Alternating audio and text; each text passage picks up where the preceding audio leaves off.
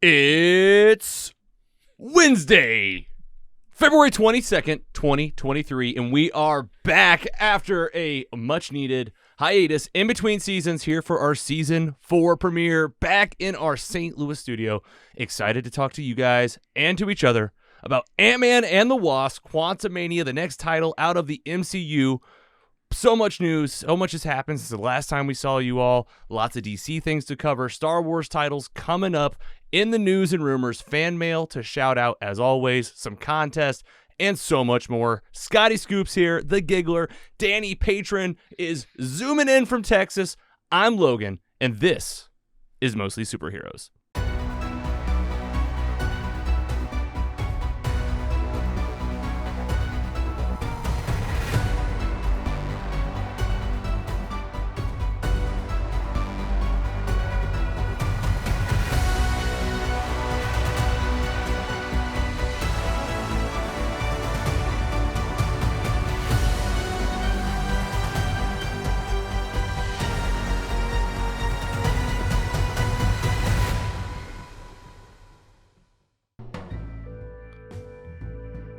Hello and welcome to Mostly Superheroes. Slowing it down just a little bit with this cool-ass intro. Got the vibes going, and it's a lot shorter than I thought it would be. Yeah, it stopped already. We can do another one, too. Here we go. The more, the merrier. How's this? Let's get this party rolling. Guys, back again. Hello. It has been a minute. Season 4 here again on a Wednesday night. In a muggy St. Louis. Got storms all around us. Chaotic, but you guys made it here. We got folks in the studio. We got Danny Patron here zooming in. Danny, let's start with you, buddy. How you been? Welcome back. I didn't mean to give you an intro song. I meant to... Howdy. Oh my God, that's a thing. It could be like wrestling walk-up. Was that his song? walk-up music? It is from now on. Make sure you I like note that. How you doing, Danny? I am great. Just coming from the new setup here in Dallas, and excited through technology that I'm able to stay a part of the group and talk about this stuff with you guys. Always. You're not discouraged? You're not discouraged from the 45 minutes that it took to get the technology working? For the first time for us doing this, 45 minutes, like that's pretty good. Like, absolutely. I feel like this could have been a lot worse. So I think we're pretty quick overall. I think so too. We got you in the stream. We're live on Facebook, YouTube, Twitch. Not Trovo this time. No, Trovo. Sorry, guys. Streamlabs. I mean, you're not going to hear the apology, but yeah, you guys won't know. Yeah. Trovo doesn't know. Streamlabs is like, no, we're not talking to that right now. Happy birthday to the Giggler. Aw, oh man, thanks. Hey, speaking of which. Oh, gifts. Oh, happy birthday. shoot. So, I mean, in our season 3 finale, it was the holiday special. I mean, it's the same wrapping paper, Scott. I absolutely- Or is it I was different? hoping nobody would This notice wrapping that. paper is so nice. I It's almost just- want to just take It's this good off wrapping slowly. paper. I got a lot of it. Okay. Take this off slowly and just save it for later, but nah, I'll No. just dig right in. All right, dig right in. As you're doing it, how you been? How's I'm Steph? good. How's life? Life is good, man. 35 years old now. Yep. Scott knows how to get me gifts. And what do you get? Steelers is right there in the niche right there. What are we looking at? Oh, man. Is this a 3D Steely McBeam mascot puzzle? All right. Steely Here we go. McBeam. Hold it up for the camera. This is the Steelers official mascot. I have him on plenty of my team gear. And Scott, thank you. So Yes, it's like sir. is it like a statue? Yeah, it's just a little like 3D This looks puzzle like something kind of. that- And you got to put it statue. together. Yeah. This will go on my some desk assembly required. at work, and then I'll have a call that frustrates me, and then I'll just beat it the hell across the office, and then I'll just redo it all over again. Yeah, yep. I know you've had a pretty good couple of weeks with the birthday, had a nice party, and then we just had another big party, Mardi Gras in St. Louis Oh this my past God. weekend. Mardi Gras has got to be a national holiday in the STL now. Yeah, well, I think So much it fun. is. I think it has is. been. It is. All So right. much fun. Big congratulations to you on the birthday. Missed you, buddy. Good to have you back in here. Bigger news, though. Scotty Scoop got married! Hey! Scoop, scoop. I'm Scott- taken. Go ahead. I'm taking, ladies. You're taken. Yeah. It's over. You're married. The wedding happened. I was there. Talk to us. You're a husband. How's it going? It's going great. Yep. I had a nice, great wedding. We went to Dominican Republic, Punta Cana Woo. for the honeymoon, 7 days. Woo. Excellence, all inclusive. Great time. Yes. Very nice. Yes. Congrats to you. Congrats Thank to you. Shanna. I was at this wedding. I danced so hard. Oh yeah. The whole- Like there was no tomorrow. So sweaty. Yeah. Just so Oh, sweaty. We could all tell. Yes. Yeah, everyone knew. Everyone, many people were like, "Are you okay?" And I was, because the love was in the air. Love you guys, and I'm glad you had a great honeymoon and that you guys Yeah. made it out, had a good time, Yeah. made it back safe. Yep. Last time you were in Everything was here, you were coming off of a tooth surgery. Yes. Oh my god. You all right? I'm good. The mouth's fine. Well, got something on the other side now. No way. Yep, going back to the dentist next Friday. Oh, that's what Oh, happens. no. You go, and then it's like a stumbling. Like, oh, well, now that we're I in did here- it. I came back in January so they could check everything. They gave me a deep clean. Yep. You know, one where they had to numb you up Yep. because they're going so deep. And they only did one side. And then you come back the next week and they do the other side. And of course they get in there, they knock something loose, and now something else hurts. And going back. round and round. Yeah, and you're going back for more. Yeah. That's what happens. It's like, well, I guess I'll see you in a couple weeks. Yeah. All right. Well, good luck to you, buddy. Thanks. Glad you're here. Good to see you. And Danny, we already said hey to you, but man, thanks for joining us remotely. How you been? Is 2023 off to a good start? What's life You like? know, I also went to the dentist the other day, Scott, and because I've moved around so many times, I've had like different doctors and dentists, and I don't tell them anything. I'm like, I'm just going to let you assess and see what you come up with for all of them, because they all have different opinions. And the guy starts telling me, oh, you grind your teeth, and I'm thinking to myself, no dentist of the 4 I've gone to has ever brought this up. Let me see what you're trying to sell me. And he tries selling me mouth guards. I'm like, oh, I'm good. I got some old Invisalign. I'll just put in.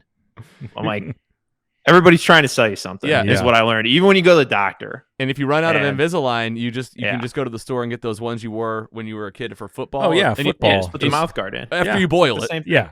Yeah. Yes. Yeah, to get the Wow. form fit. Yeah, I played Yeah. football as a True kid. athlete here. That's right, Andy. I as a kid didn't But- it didn't take, but Yeah. all right. Well, glad No, you're here, buddy. Texas is great. Got a new girlfriend. That was a fun how to define the Whoa. relationship Whoa. conversation at 34. So Nice. Man. All right. Well, Lucky lady. yeah, did you get her because of this podcast? I Yeah. assume. yeah, that's exact. I mean, Oh, yeah, it's groupie. exactly.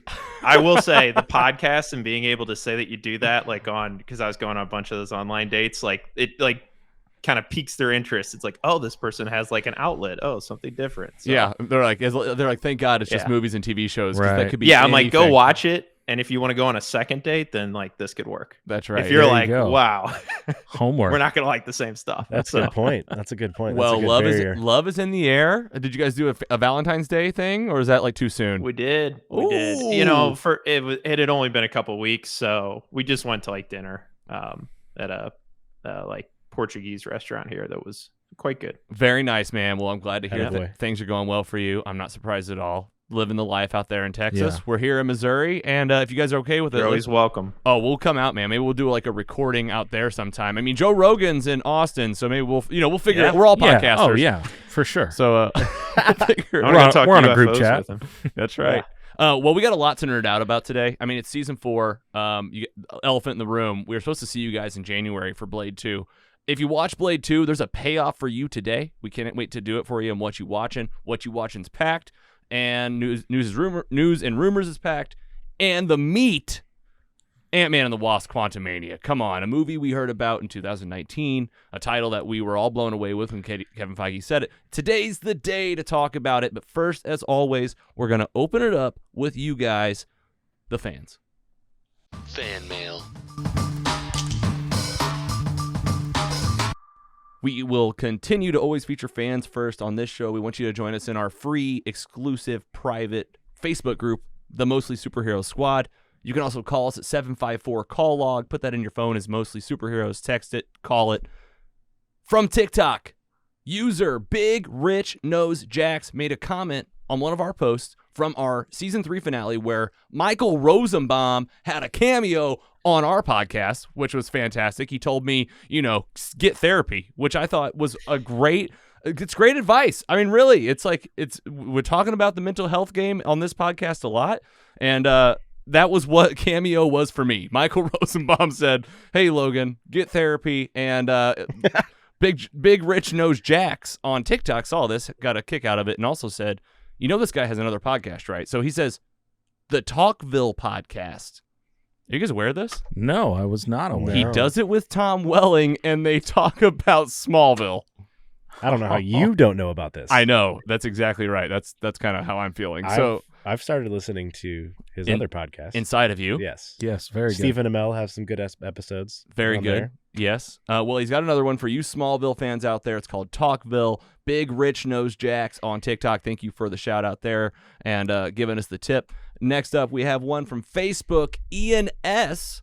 from the Nerd Nation Facebook group. We do a lot of activity in this group. They're great, a lot of fun folks. One of the folks there, Ian L., made a comment on our post about Willow, which Scotty Scoop brought into What You Watchin'. It's a series on Disney Plus, made 30 plus years after the movie. Yeah. Ian had to say it's pretty good, but the songs at the end of the episodes, like Metallica, were kind of off-putting. I really enjoyed the original music from the movie. Scotty Scoop, I want to hear from you. Yeah, it was a little strange, especially if you're used to watching, period shows, like Game of Thrones, stuff like that, where they kind of just hit you with the orchestral, soundtrack. And it was a little strange to have like modernized music behind the fantasy setting of a show. Once you kind of wrap it up to, tie it all up. But part of you is still like just rocking. Oh yeah, part of me was like, yeah, Metallica, let's go. Like, they should have always done this. Yes. Yeah. Ian L., thanks for the shout out. Appreciate that. Hope you appreciate this shout out. Love bringing people in from online. Follow us everywhere: TikTok, Facebook, all the above. And last year we did a lot of vinyl giveaways. We're not done yet. You may have seen this on our social media. We are giving away an album from the Black Keys. It's called Brothers. It was a gift that I received over Christmas from my to-be mother-in-law. And I loved it so much that we wanted to give one away to you. So you can go enter this at mostlysuperheroes.com/contest. If you're watching this on your TV or your device, you can scan the QR code on your screen right now. Totally free to enter, and we will mail you this vinyl. If you're trying to get into vinyls, if you already are, if you're trying to get into the Black Keys or you already are, this contest is for you. Check it out. They're coming to us this summer. Yes. Oh, yeah, they usually hit up St. Louis. I feel like they Forest Park? I saw them downtown once at the Dome. You said they're going to be at Forest Park? Yeah, with Ice Cube. It's like a festival. Yeah. Okay, festival. The two-day yeah. festival. Back in St. Louis. Yep. They're so good. Yeah, they are really good. I'm excited. Just some of the coolest music that's out there, I Let's think. go. All right, go check that out. Go buy some merch. Lots more happen at the website. For now, though, let's just get into some news. News and rumors. Playing catch up. We haven't been in a while. It's been 2 months. A lot's happened. A lot's happened. We got to talk about this accident with Jeremy Renner, Hawkeye in the MCU. Snowplow accident. Yeah. This guy almost died. He owns his own snowplow. Yep. Somewhere in Nevada? Somewhere out Utah?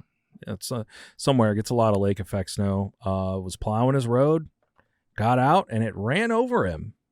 He was helping somebody too, right? Yeah. And just He's plowing the road that he lives on with all of his neighbors. and it just messed him up. It ran over his legs, I guess. And thank God his neighbor is a doctor, saw him and came and threw a tourniquet on. Thank God for that guy. Saved his life. 100% saved his life. He would have bled out in minutes if it wasn't for this guy. This is unbelievable. Yeah. The guy, Jeremy Renner, has posted many posts since then. I think very much in recovery, will be in recovery. I think I saw him promoting a show that, obviously he filmed a while back and, keeping it going, at least from a social media standpoint. But you got to know, this guy is going through it. So keep positive vibes, thoughts going toward Jeremy Renner because he got hit by his own snowplow. Yeah. Story for forever. Next up, we have Power Rangers fans. Get ready. April 19th on Netflix, the original, some of them, Mighty Morphin Power Rangers are coming to a special on April 19th called Mighty Morphin Power Rangers Once and Always. They for sure got Billy, the Blue Ranger. They for sure got Zach, the Black Ranger. I think maybe they got Rocky, the Red Ranger. Not the pink. No Pink Ranger. No, they got a different Pink Ranger from later generations, but they're going to be on screen. Some of the original suits are coming back. And personally, this is really tugging at my childhood. Very excited to see these folks come back. Anybody else know about this, care about this? I hope they have a nice Green Ranger tribute there. You think they're going to work I don't know something if in? it's- I bet. I don't know if this was filmed before or after that or what, but Had What? to be before. Well, it's not even coming out till April, so you probably work in a something. yeah. I hope Was he so, in but it? I I'm- don't know. I'm pumped for this. This will be good. tug at the heartstrings of back in the day. Yeah, I Always feel down like, for that. I mean, look at the logo. This is the original Mighty Morphin Power Rangers logo. Danny, was this something you watched? Is this calling out to you right I was now? going to say, I haven't watched Power Rangers in 20-something years, but I'll watch this on Netflix. Yeah, Like, of this course. is just for the nostalgia, Yeah. Yeah, I don't know if you're going to catch any new Power Rangers fans. Like the kid. I mean, Power Rangers has been going since then. Oh yeah, a you long know, time. Dude, I fell down a YouTube hole a couple weeks ago just watching like all these like top 10 moments of Power Rangers over the years, and like it's like villains and weird things, and there's some odd storylines that happened in Power Rangers as time went on. Oh my gosh. So- Yeah, and all the different names and everything. But here we go. Yeah. The originals are back April 19th. Mark your calendars. All right, we're going to talk way more about this and coming up as we prepare for the rest of the year. But just a very, from comicbookmovie.com, very high level. Every MCU and DC movie you got to look forward to this year. Ant-Man and the Wasp, Quantumania, talking about that today. DC, Shazam, Fury of the Gods. MCU, Guardians of the Galaxy 3. We got Spider-Man Across the Spider-Verse. The Flash movie.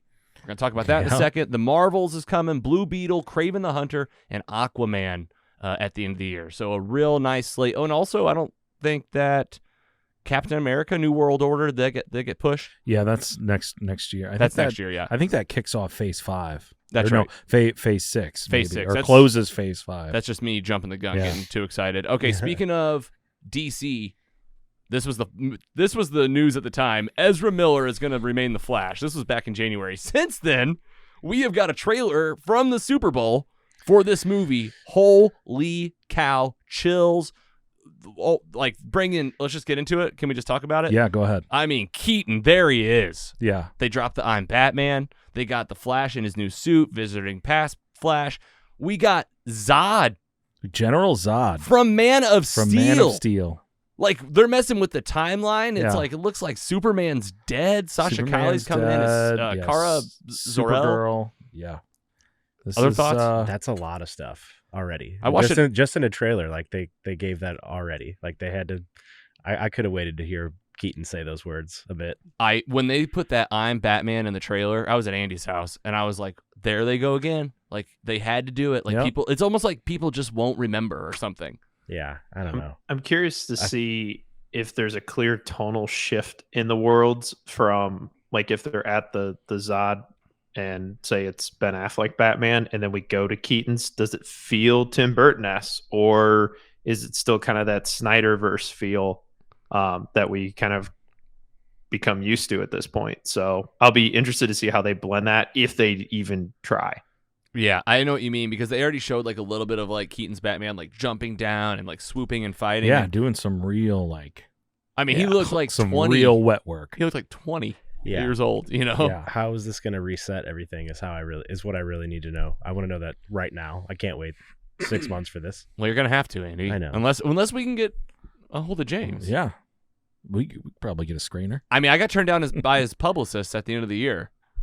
James Gunn, you must be talking about. I am. Just making sure. I We're said talking about the James. right First James. name basis. First I name know, basis, yeah. Andy. Yeah, I can St. tell Louis. you. Hey, a fan, a friend. Yeah. I'm just making sure that if he's listening, that he's hearing it. You know? James, help us out. We can't wait to see this movie. Probably the highly most anticipated thing from DC at the moment. Absolutely. Oh my god. All right, next up. You're ready. You're welcome, Danny. I'm wearing the shirt. I've got my modern day Star Wars with a little Grogu on it. I am so ready for March 1st. Mandalorian season 3, multiple trailers out at this point, and we're about to just rewatch seasons 1, 2, and a third of a book of Boba Fett to get ready for this show. Danny, I want to hear from you first. How you feeling? Yeah, I mean, I'm pretty excited. The whole idea of him going to Mandalore and trying to kind of rebuild the Mandalorians is interesting. Now, this is where I have problems because it's like an in-between. So I'm curious if or how these events would somehow connect to the sequel trilogy that we had. Like, I mean, it's just kind of odd. Like, if he's successful and all of a sudden the Mandalorians become like a civilization like they were before, is it just they were kind of sitting on the sidelines when the First Order showed up, or what the deal is? But I think this is probably going to lead us into the Ahsoka show, would be my guess, similar to how season 2 kind of got us to Boba Fett. So I think there's going to be some setup there. Always excited to see Grogu just hanging out. Pedro Pascal just killing it and everything he's doing right now. I know we're going to talk about him later, but pumped for this to come back. Yeah, man, cannot wait. Carrie's been chirping me about it, like, why aren't we rewatching this? Why aren't we watching this? I'm like, it's going to be 1 week at a time.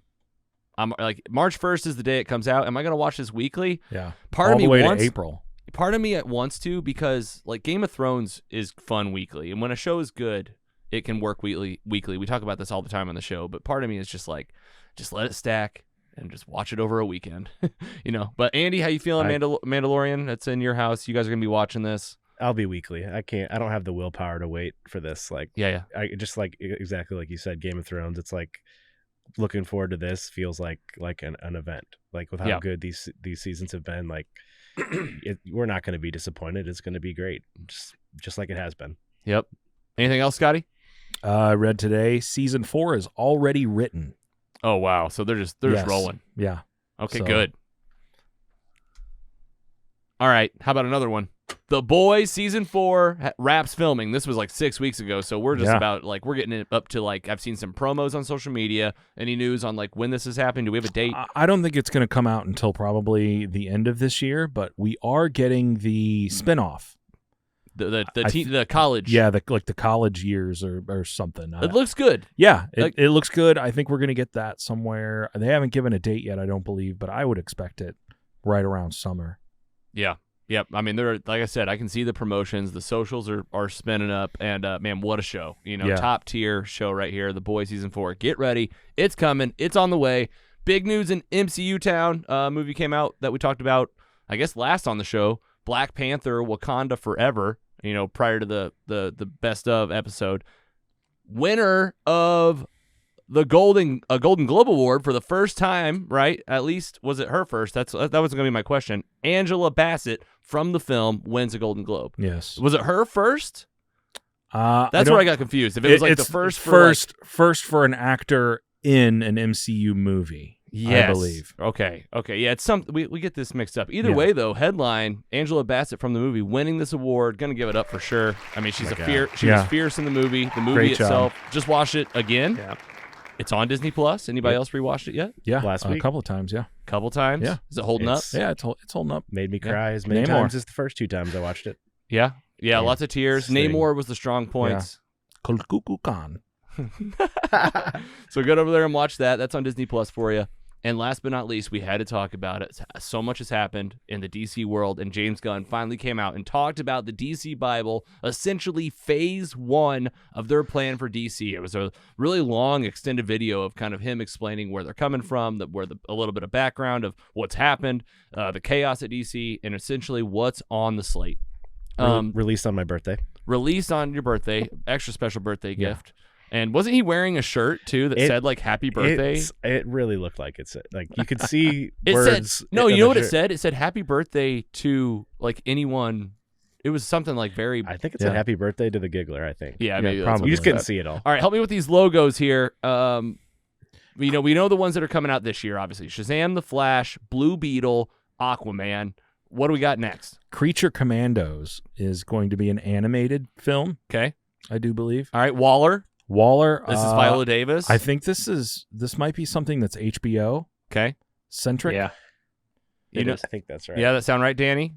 Yeah. Creature Commandos, I think, was a show, maybe. It's animated show, It's or animated. movie, something. I know it was animated. Superman Legacy. Yeah, They're writing this thing. It's a younger a Superman younger story. Superman story. Lanterns. Lanterns. That was something that was Show. originally supposed to be on HBO Max, and I think they scrapped it, and now they're just redoing it again Doing it for right. HBO Yeah, Max. They described it as like a True Detective Yeah. style superhero show. Hal Jordan. But Green Lanterns, Yeah. man. Epic storytelling. The Authority? So Yeah. So the Authority is a group of superpowered folks that think very differently than Superman, and they've been villains to him sometimes. They're a get it done in any way possible. Hmm. Like do good regardless of how you hurt, like kind of a greater good organization. Very cool. Paradise Lost. Anybody? This is going to be a Wonder Woman kind of story. Yeah, it's like where it's from. It's at the, what's it called there? Where she's from? Themyscira. Themyscira, yeah. Thank you. Yes. Yeah, every one of these things they compared to another HBO property. So this one they were like, it's like Game of Thrones on Themyscira, and Yeah. Green Lanterns was True Green crime. Lanterns, like True Detective. Like it's all they linked everything to another HBO It's really property. It was funny. that's awesome. And then the Batman. Yeah. I can't read this Batman. The logo. Brave and the Bold. Is that the Robin story? This is Batman and It's his son. It's his son, Yeah. Damian. Damian Wayne. I mean, I am Yes. jacked for this. Yeah. I'm never- reading it's reading his- these comics right meow. These, You are? these comics are great. Okay. Talia al Ghul is Damien's mother. So Ra's al Ghul, Liam Right. Neeson, is his father. Yes. Or, I'm sorry, is his grandfather. Yeah. Booster Gold. I mean, I've seen Booster Gold. I've seen the Booster Gold Smallville episode, Oh, so I definitely know who this finally. guy is. Finally, This is going to be an HBO property. This is probably one of the biggest things I'm personally excited for. I can see it. Love Booster Gold. You're lighting up. Yes. You're lighting up gold over here. Supergirl. We know who Supergirl is. Supergirl, yeah. Swamp Thing. Swamp Thing. Good. I just finished the run that I think they're basing this off of. Should be great. Because they had that one Swamp Thing show. On the Okay. the DC Universe channel or whatever they had before. And Oh then my what? gosh. What are Forgot these at about the that. bottom? This is That's Elseworlds. Joker, Batman. So 2. the Joker, the movie and the spinoff, these are like Folie à Deux. this is These still exist, and it's but like- they're not centric to this universe that they're building. Yeah, this is a big credit to Heroes Reforge. I think they put together this graphic, so they did a good job showing you like here's what's happening in DC now. Here's what James Gunn talked about, and then the Elseworlds is like not. Elseworlds is truly like not included, but it doesn't mean that they can't ever cross over and do anything. Yeah, I would never put it off the table. Exactly. But he said these are their own properties for Yes. now. Yeah, Matt Reeves, the Joker stuff, the stuff on the CW, Teen Titans Go. Yeah, Okay. Superman and Lois. All right, These are all things that they've Gods and got monsters. contracts for. All right. Big thanks to Screen Rant, Heroes Reforged, Adam H. Levac. That's on Twitter. Probably not saying that right, but trying to get it to where you can follow him. It's up here on our screen. It'll be in our show notes. DC is on the way. They're rolling out phases. I mean, at least we're rolling out phases. Guys, they've got a plan. They have a plan. Thank God. Thank God. Let's just try to stick to it. All right, here we go. Cannot wait. That's our news. Join us in the Facebook group for even more from us and Scotty Scoop, everybody else. With that, let's get into what we're watching. What you watching? What you watching? Some sports happened recently. We just talked about Super Bowl commercials, trailers. I was at your house, Andy, for a nice Super Bowl party. And who man. wants to talk about, who cares about the Super Bowl the most and wants to tell us about it? We ate some good food. That's 100% the best part of Super Bowl parties. Great food. Sad that this football season is over, 100%. But Yep. that's just one football season because the real football season is here now with the Battlehawks. With the XFL, Dwayne "The Rock" Johnson, has picked up this league from what's his name from wrestling. Vince McMahon. Vince McMahon. And the league is back again for round 10, I think. But it's for us, round 2 here in St. Louis. Defeated the San Antonio Brahmas on Sunday. They're the Brahmas? I thought they were the Vipers. No, we took them down, baby. We did? We're going to win tomorrow night on Thursday against the Seattle Sea Dragons. The Seattle Sea Dragons. Okay. All right. So it's going down. But Super Bowl was cool. I mean, it was a good game. I didn't really care who won this one. Rihanna performed with a baby in her belly on top of the stadium, so that was pretty crazy. Oh my gosh, that Yeah. halftime show was awesome. Those Did you guys floating see things. Yeah. Did you see all the edits where they did the Super Smash Brothers Yeah, characters for sure. in there Yes. on the platforms? Yep. Well Oh, spent. that's Well great. spent. Too easy. Hit us Yeah. up. I mean, it was nuts. They're using the cable technology they've used on the cameras for years out there, and they just were well, we can just do stages. Yeah. And Rihanna's just up there, very pregnant, 100 feet in the air. Yep. Pretty amazing. That You can look was- it up. This is a plug for Apple Music. They have like the rights to this. It was the Apple Music halftime show. Huh. I don't know if you guys noticed that. Like, it's typically I always remember Pepsi, the Pepsi halftime show. This is Apple. If you go to Apple Music, they have access to like a lot of the Super Bowl halftime shows. Oh, So- nice. so you I can go always back. remember the one and only time MTV did it. They sponsored with it. JT and with JT and Oh, Janet yeah. Jackson. I mean, You remember? yeah. It was Yeah, a that's memorable one. That's right. And isn't it like somebody like One and only time. Tom Brady was under flack like recently for saying like that was cool what happened to her or something? Don't quote me. Tom Brady's gonna like find me. You It was- can't tell me that wasn't planned. I know it looked planned. Scott, that was a wardrobe malfunction. Yeah, Right. You don't know what When he reached malfunction over means? and ripped it off. Yeah, no one ever Right. talks about the time that Justin Timberlake attacked Janet Jackson. Yeah. And the Chiefs won, right? Yeah, 38-35.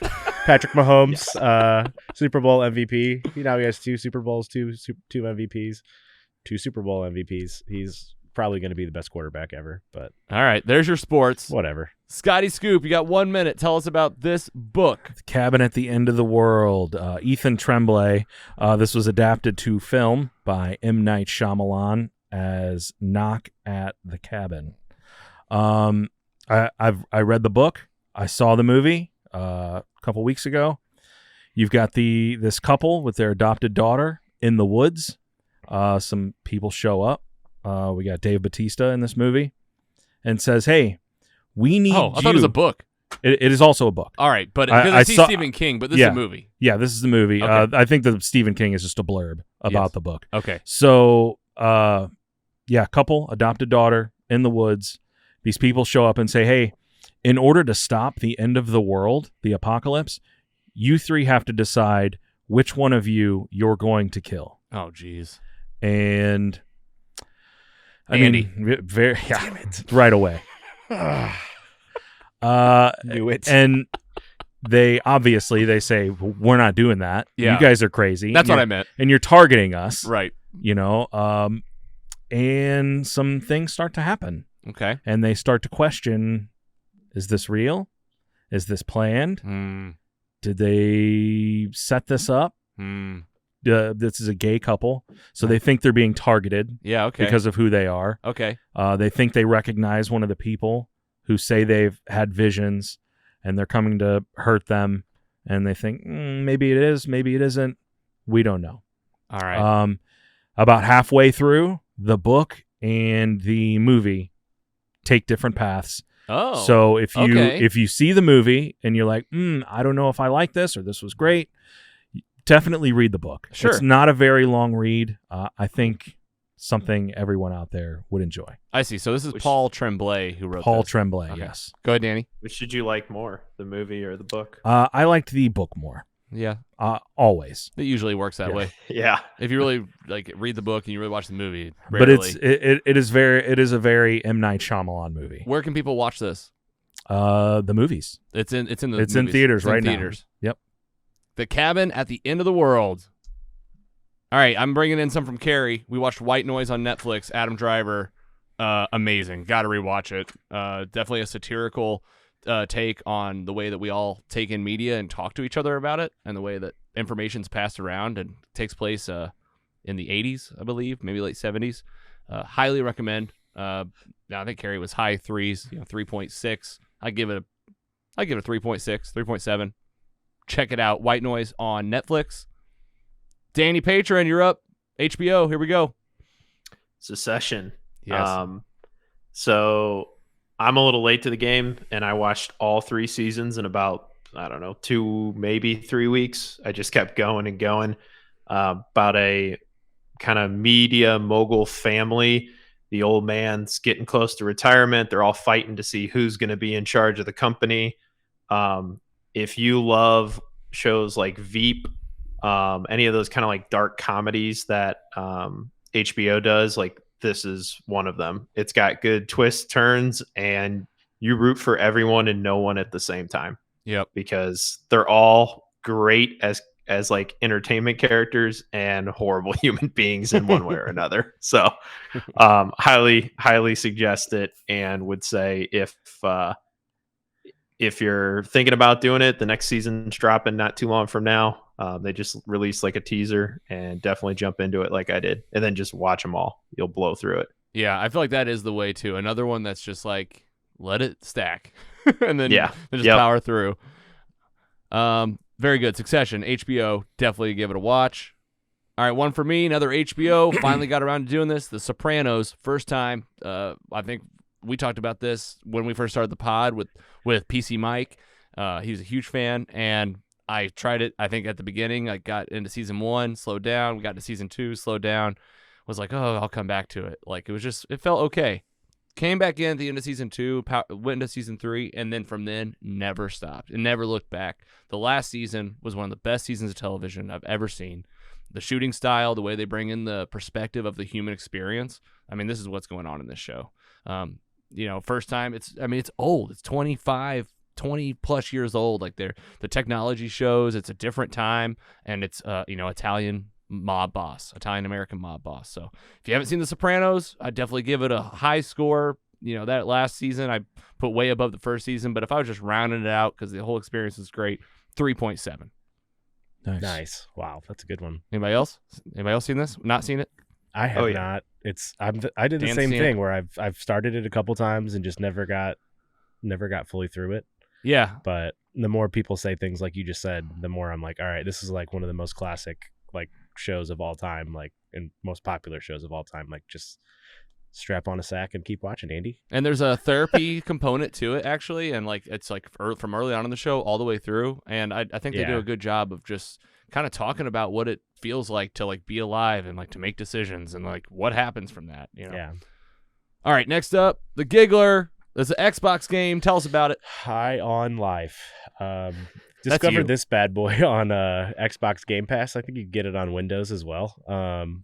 So if you have Game Pass, it's free, and I would recommend this for anyone that enjoys laughing or shooting games in any capacity.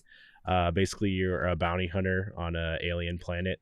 You just go around accepting various bounties. You get a new gun each time you do so. The guns are basically, they talk to you, interact with you. One of them is voiced by my hero Tim Robinson from I Think You Should Leave. That was my highlight of the entire game. But it's a quick game. I mean, it took me probably a week or two of like playing an hour or so a day to beat it. But I had so much fun. This is one of the most fun I've had playing any shooting game. Just hilarious. Good, like decent story, honestly. I mean, it has its kinks. It's made from the creators of one of the creators of Rick and Morty, which was way cooler like when I was playing this game than it is now, given whatever's recently happened with him. But yeah, I'd go probably like a 3.7 out of 4 for this. I had a lot of fun. High on Life game on Xbox. Scotty played this too, right? Yeah, it was funny, good. Rick and Morty. If Rick and Morty and first-person shooters is your thing, then check it out. This is a dream come true. Yeah, for sure. All right, Scotty Scoop, how about this? Oh boy, Chainsaw Man, Crunchyroll. Anybody? No. I know what it is. Like so far, you haven't said really anything that means anything to me. Right.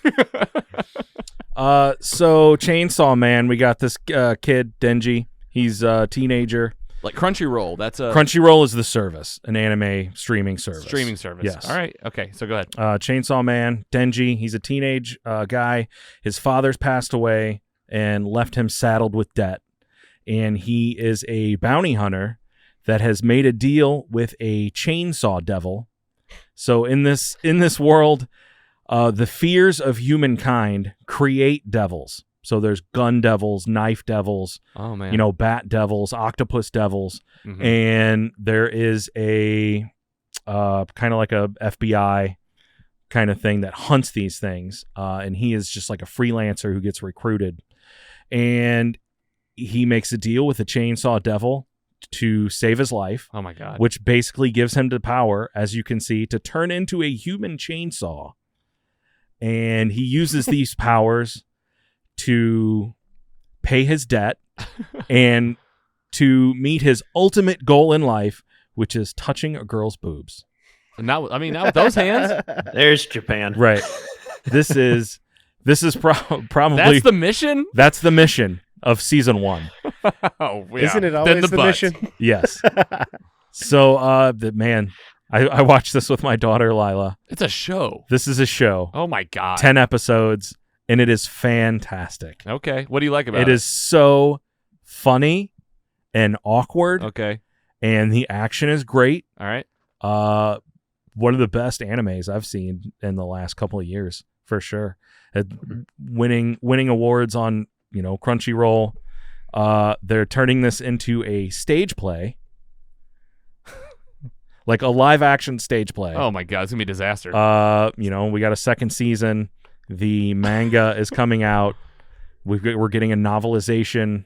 This Chainsaw Man. It's blowing up. If you like anime, please watch this show. All right. Scotty Scoop. Well, what's the rating? Lila's rating is a 4, Obviously, of course. Yeah. I would say probably 3.6.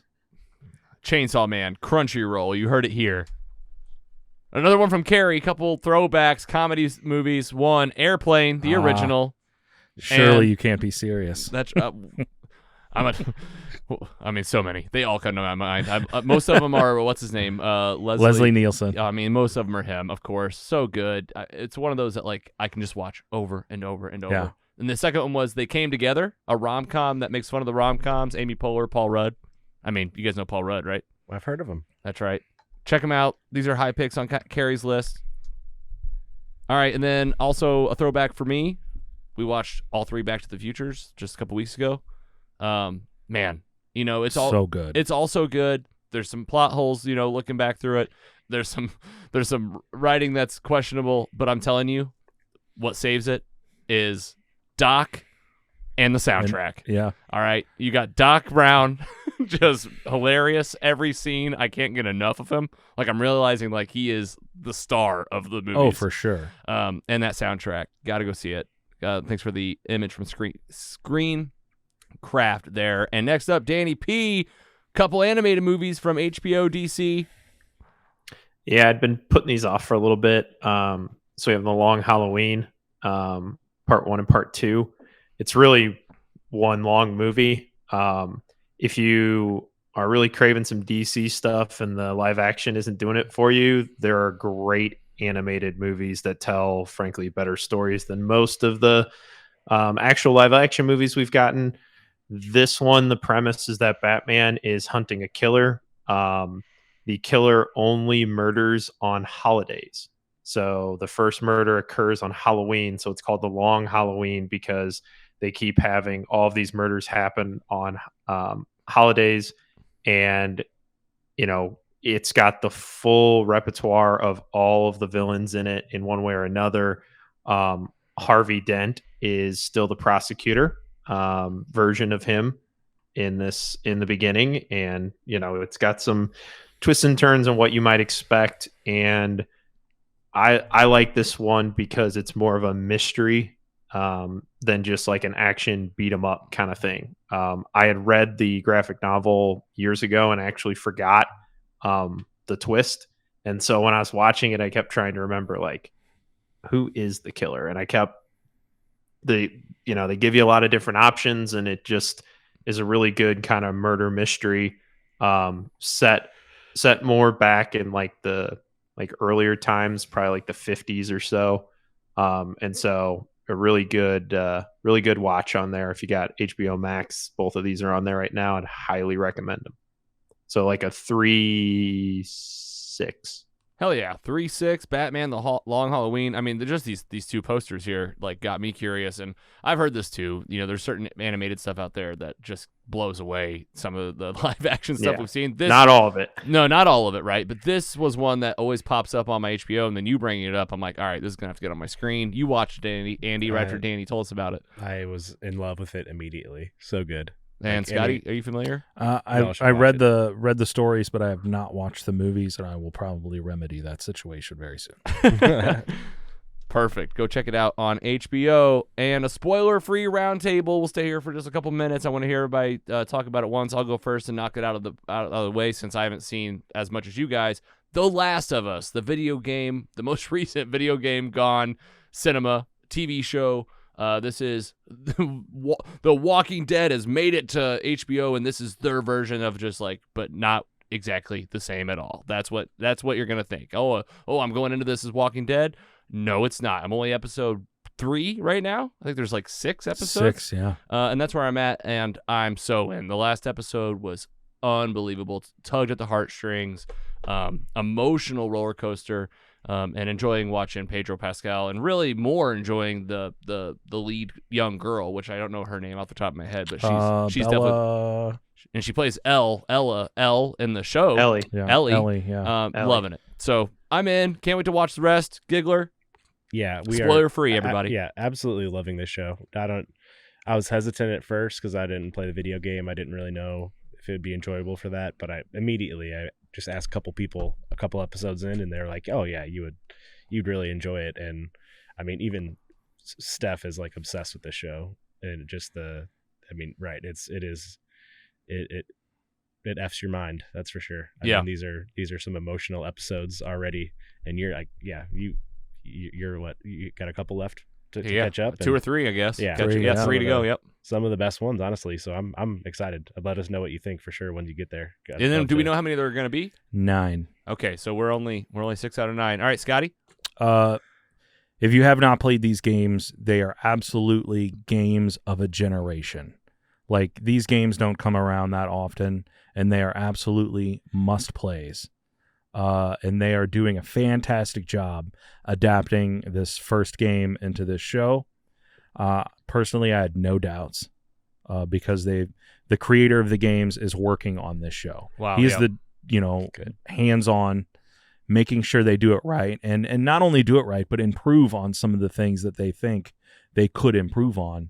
And there's been a little shift here and there with episode 3. That was not in the game. Oh, well, and I assumed, I was like, even if it was in the game, like, not without getting into specifics, it was The like characters were this in is the a game, whole episode but they built this episode around that. to improve upon some of the character development that you didn't get in the game. Okay.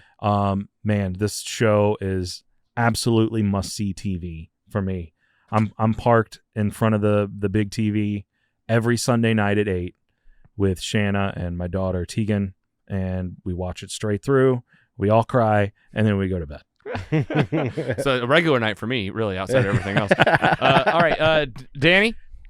Well said, so Scotty. I played both games. I'm waiting till this finishes. So when you say episode 3, I know who's in episode 3. That in the game, I think, was told through like a journal form. You'd find written pieces, but I know that because I know the story you're referencing, but I know that has to hit differently when it's told in like a flashback fashion. I'm excited for it. I've heard nothing but good things. I know it's one of those shows I don't want to watch every week. I want to watch straight through. So I'm waiting until it gets to about like the last week where I'll start watching it, because I'll probably be done by the time the last episode's ready to come only out. 3 episodes left. So Yeah. Okay. Yeah. Perfect. 3 Start in weeks. 2 weeks. There you go. Yeah, it's like that's what I'm thinking too. I'm like, oh man, now I've already watched 3. Now I gotta watch. Maybe I watch 3 more and then watch 3 more. Yeah, Like, it's like there 3 you go. movies. All right. Well, hell, everybody watched The Last of Us on HBO. Apparently, absolutely. Yeah. Honestly, I think it's February, and I'm pretty confident to say this will probably end up being one of the best shows of the year. Oh, 100%. Already I can guarantee you Nick Offerman is winning an Emmy for something. for something. Yeah. Who knows? Absolutely. All right, there it is. Last of Us. And last but not least, we're trying out a new segment, and it's going to give us a whole sorts of training for how we talk about these movies. So you're a lucky listener. We're calling it the 5-minute mini meet.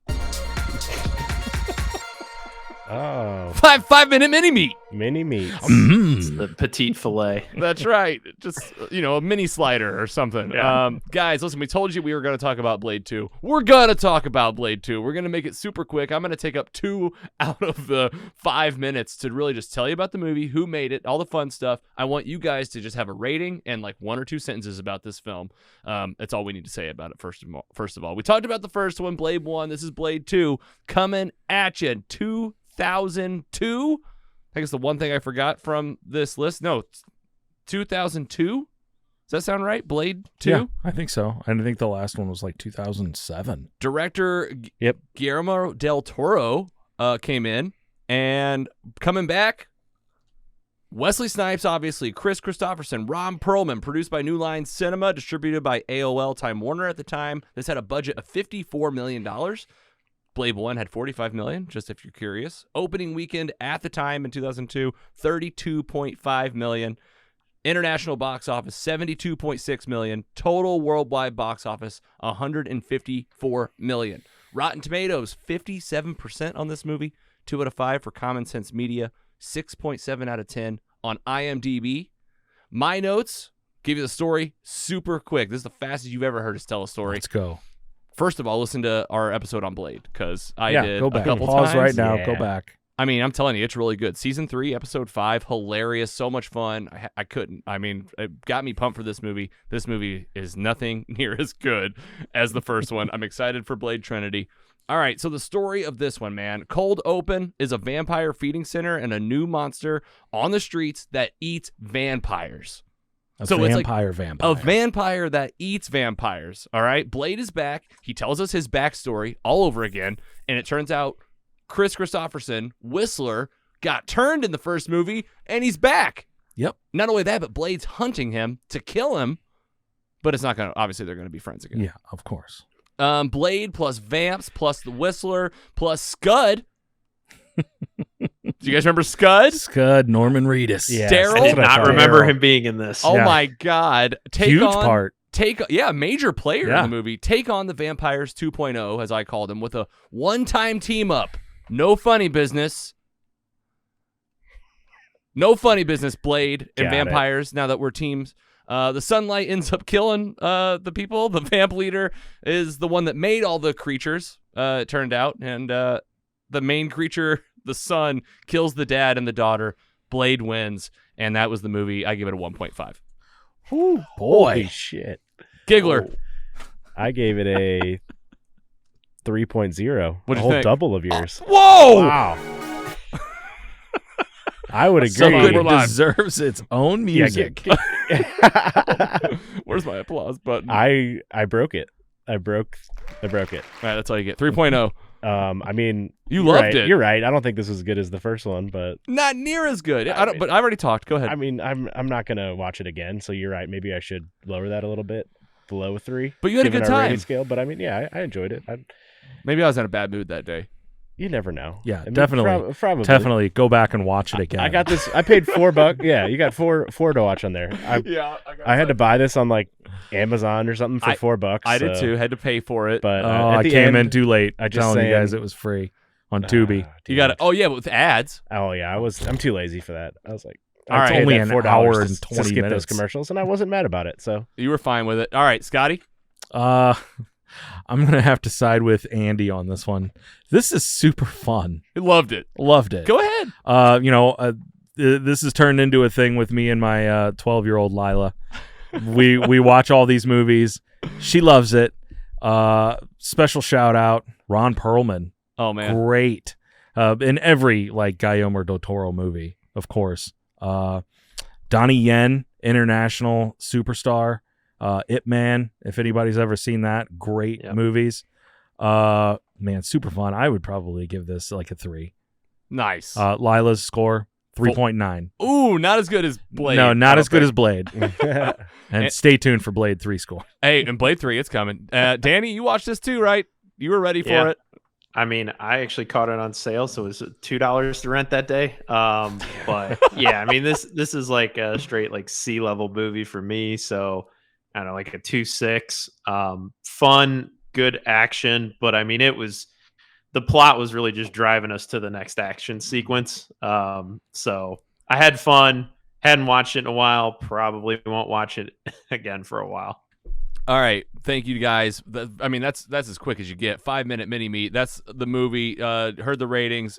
We also have on DVD. I got this on Amazon. A 4-film collection 4, yes. because we know what's next, right? We're gonna talk about Blade Trinity. We might do like a mini meet again, but maybe we make it 10 minutes or something. There's also in this thing, the 4th movie is called Blade: House of Chthon. So Animated. no, there was, I don't know if anybody remembers this, but there was a spinoff, not a spinoff, but they recast the role. There was a guy named Sticky Fingers. who played him on I think they did the show on Spike TV, and then they made like a short feature film with him. And this is it? This is it. And I mean, it's in here. It's at the 4-film collection. This was $8 for me on Amazon. I didn't put the contest on the website, but listen, if you want this DVD and you are willing to write us in at the website, I will send you this 4-pack. Probably really difficult to get a hold of that Sticky Fingers film collection. I couldn't believe that I found this. I can't believe I remembered his name. Sticky Fingers? Sticky Fingers. How do you forget that name? All right, guys, that's your 5-minute mini-me. We'll bring in some more stuff like that in the future, little bite-sized segments to highlight some films. And we told you we'd talk about Blade 2. Watch out for Blade Trinity in the future. And the big meat is coming right up. Before that, we're going to take a quick breather, a quick break. Stick around. We'll be right back.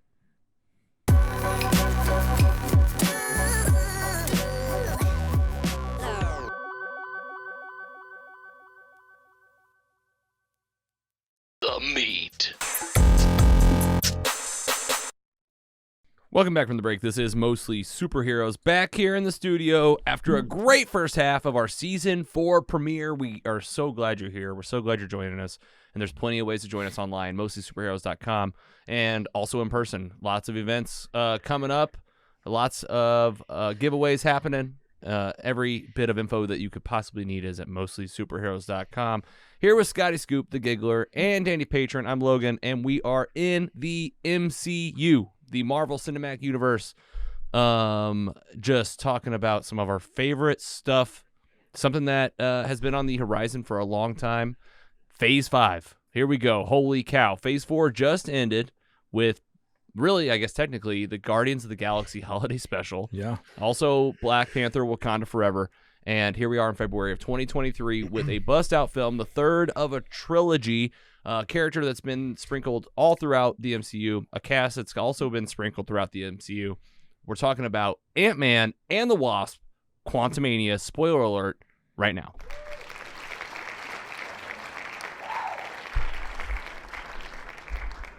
That's right. So excited to break into this movie with you guys. This has been one that I'm really excited to nerd out about. We've all seen this just recently. It just opened just before the weekend.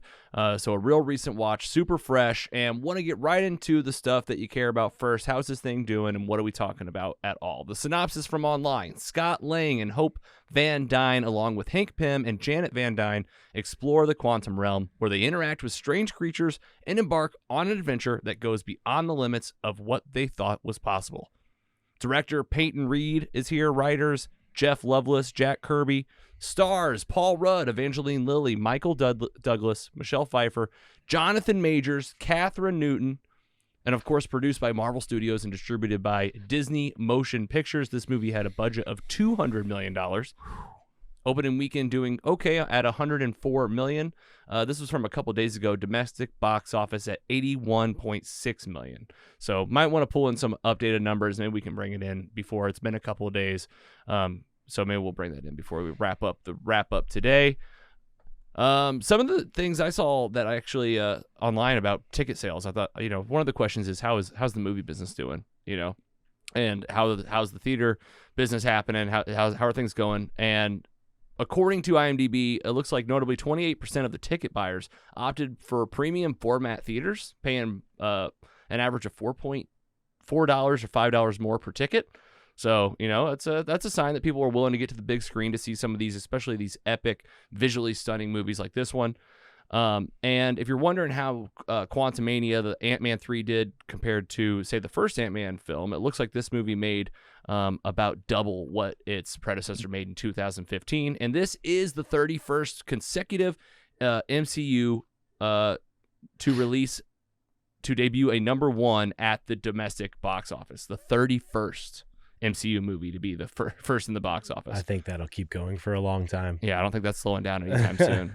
All right, before we get into the story, I'd like to get this out of the way too, just to knock it out. Rotten Tomatoes, not looking too good. 47%. It's real low. 46% on Metacritic, 6.6 out of 10 on IMDb, but 85% of Google users do like this movie. Before we sit down, we get into story mode. We try out our new format of getting through the story pretty quickly. Always like to do a gut check and really get the experience of you guys seeing this movie, when you're sitting down in the theater for Ant-Man, what was this movie to you, in 1 minute or less? We'll start with you, Giggler. When did you see it? How did you see it? How was your viewing experience? And going into it, what was your hype like? Opening Thursday, always. I can't wait any longer. That self-control thing. Immediately to IMAX. Yeah, You're just... I went for the premium always too. I mean, there's no, you can't spare expense for the opening of Phase 5 is this. I think I'll definitely re-see this in 3D though next time around. That seems entertaining. Entering the quantum realm myself, feeling like I'm really there. Let's do that. And after your experience with Avatar: The Way of Water, you're like, but give me those 3D glasses again. Yeah, I'd be down. But all right, for sure. I mean, it was. Yeah, we'll get to that later. Scotty Scoop, tell us about your experience. How was it? What theater did you go to? I went to the Marcus in the Valley. Okay. Saw it on the Super Screen DLX. Not quite an IMAX, but it's pretty large. Theater was full. Saw it, and this was at 11 a.m. on a Sunday. The best. So, wow. Great experience. A cautionary tale. Seeing a trailer and basing everything you think you know off the trailer. I had a real fun time. Very good. Yeah. Danny P, how about you? Went to an AMC here, digital. It went on Monday, so there was a lot of kids off on that day. So you hated it. I was getting ready to tell a couple of them to shut the heck up, but this one kid just kept everything he was like verbally reacting to, and I'm like, come on, man, we're all in this movie together. Like, execute shut Order up. 66. Yeah. Yeah, I was about to go Anakin, kill some younglings. The theater. But my difficulty right now is AMC starting. I don't know if you guys have seen this, but they're starting to do, you pay different prices based on the seat. So the better located seats are going to be more expensive, and the ones you would never buy anyway are going to be less expensive or just normal price. So I don't know. I've been an A-list Stubs member for a while because it's got some good perks, but we'll have to evaluate that as things change. But really excited going in. We'll talk about how I felt going out. But Avatar ruined special effects for me, I'm afraid. So I'll share when we talk more about our opinions. But something about that movie. Did AMC ever get you, accommodations for their flub when you saw Avatar 2?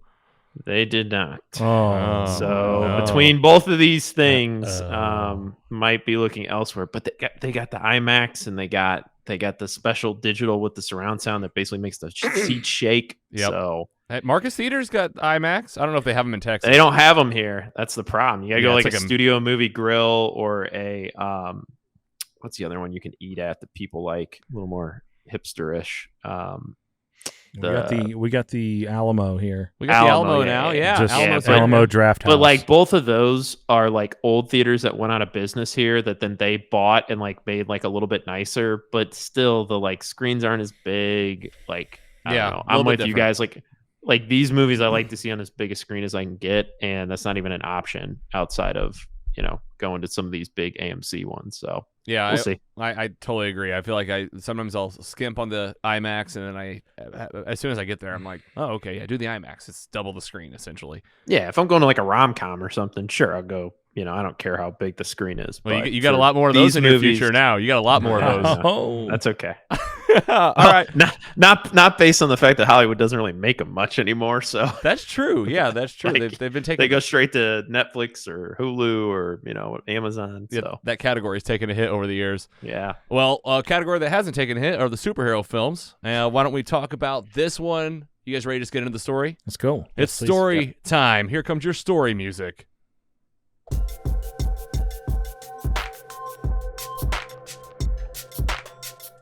Story time. This gets better and better. With Logan Levi Janis. All right, guys. This movie didn't have a cold open. I had to really think about it. I was like, did it cold open or did we get that Marvel sequence first? We got that Marvel sequence first. And it was just normal. Nothing special, right? Just kind of like the run-of-the-mill. They added Shuri. Uh-huh. to the Marvel opening. Yes, and some of the recent characters. I think they put Kang in there as well. Yes, okay, they're adding recent characters. It's looking good. And, honestly, before we even get right into this opening, because this is one of my favorite parts of the film, little catch-up with Scott Lang and Ant-Man, right? Okay, so, we have episodes on all these movies, first of all, but we got Ant-Man, the first movie, all right? Paul Rudd becomes Ant-Man, teams up with Hank Pym, gets the suit. All right, cool. Then he gets tapped in Captain America Civil War to fight with Captain America in Germany against Iron Man in that epic film. Kind of starts becoming an Avenger. Gets his own movie again, a sequel to the film, Ant-Man and the Wasp, where he's finally teaming up with Hope Van Dyne, getting in a suit. The two of these guys doing some badassery, leading into the Avengers Endgame movie. You might remember Ant-Man and the Wasp happened right after Avengers Infinity War, and we had that really crazy post-credit scene where Scott gets stuck in the quantum realm. His family is outside, gets totally dusted, and except for his daughter, she survives, but he's gone for 5 years. He misses 5 years of his life, comes back. We learn all about this in Endgame. He teams up with the Avengers to go back in time and snap everybody back. Time heist. The time heist. Here we go. Ant-Man 3, Quantumania. Holy cow. This is, I swear, when Kevin Feige told me about this one, I just saw it up on the screen, and it's just like, man, what is going to happen here? What is this movie going to be? Quantumania, the title itself. Then finding out that, okay, we're going to get lots of Kang in the MCU. This is our big bad. I mean, we know that he's a title villain in one of the big Avengers movies that's going to be happening in a couple years. We've met this character one time in Loki, and now this is the movie of the big entrance. Like, we're going to see this guy pretty much as the main villain of this movie, at least per, like Scott said, the trailers. Yeah. So how's this one open? You guys remember, you might remember from Ant-Man and the Wasp, 30 years ago, Jan Van Dyne got stuck in the quantum realm after saving some people and from a rocket, essentially. You can just see it, right? Them getting on that rocket and going in through the aluminum, had to shrink between the molecules and go quantum. This movie opens up with a flashback to that time where she's stuck in the quantum realm. A spaceship comes down, lands on the ground. A man is crawling on the ground and looks up.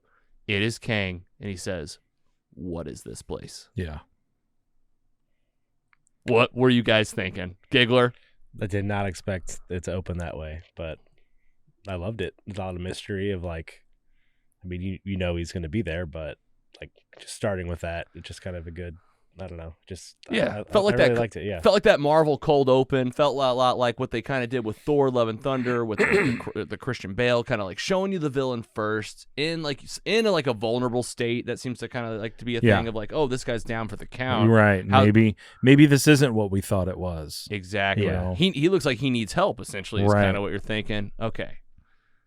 All right, cut to present day. Scott Lang, here he is. He's telling you about his life. They did the whole new thing where the inner monologue is like for us now. When we hear Scott Lang talking to himself, I'm Ant-Man. I've been through some crazy stuff, but I'm doing okay. I wrote my book. Don't count out the little man, or something like that. Something like that.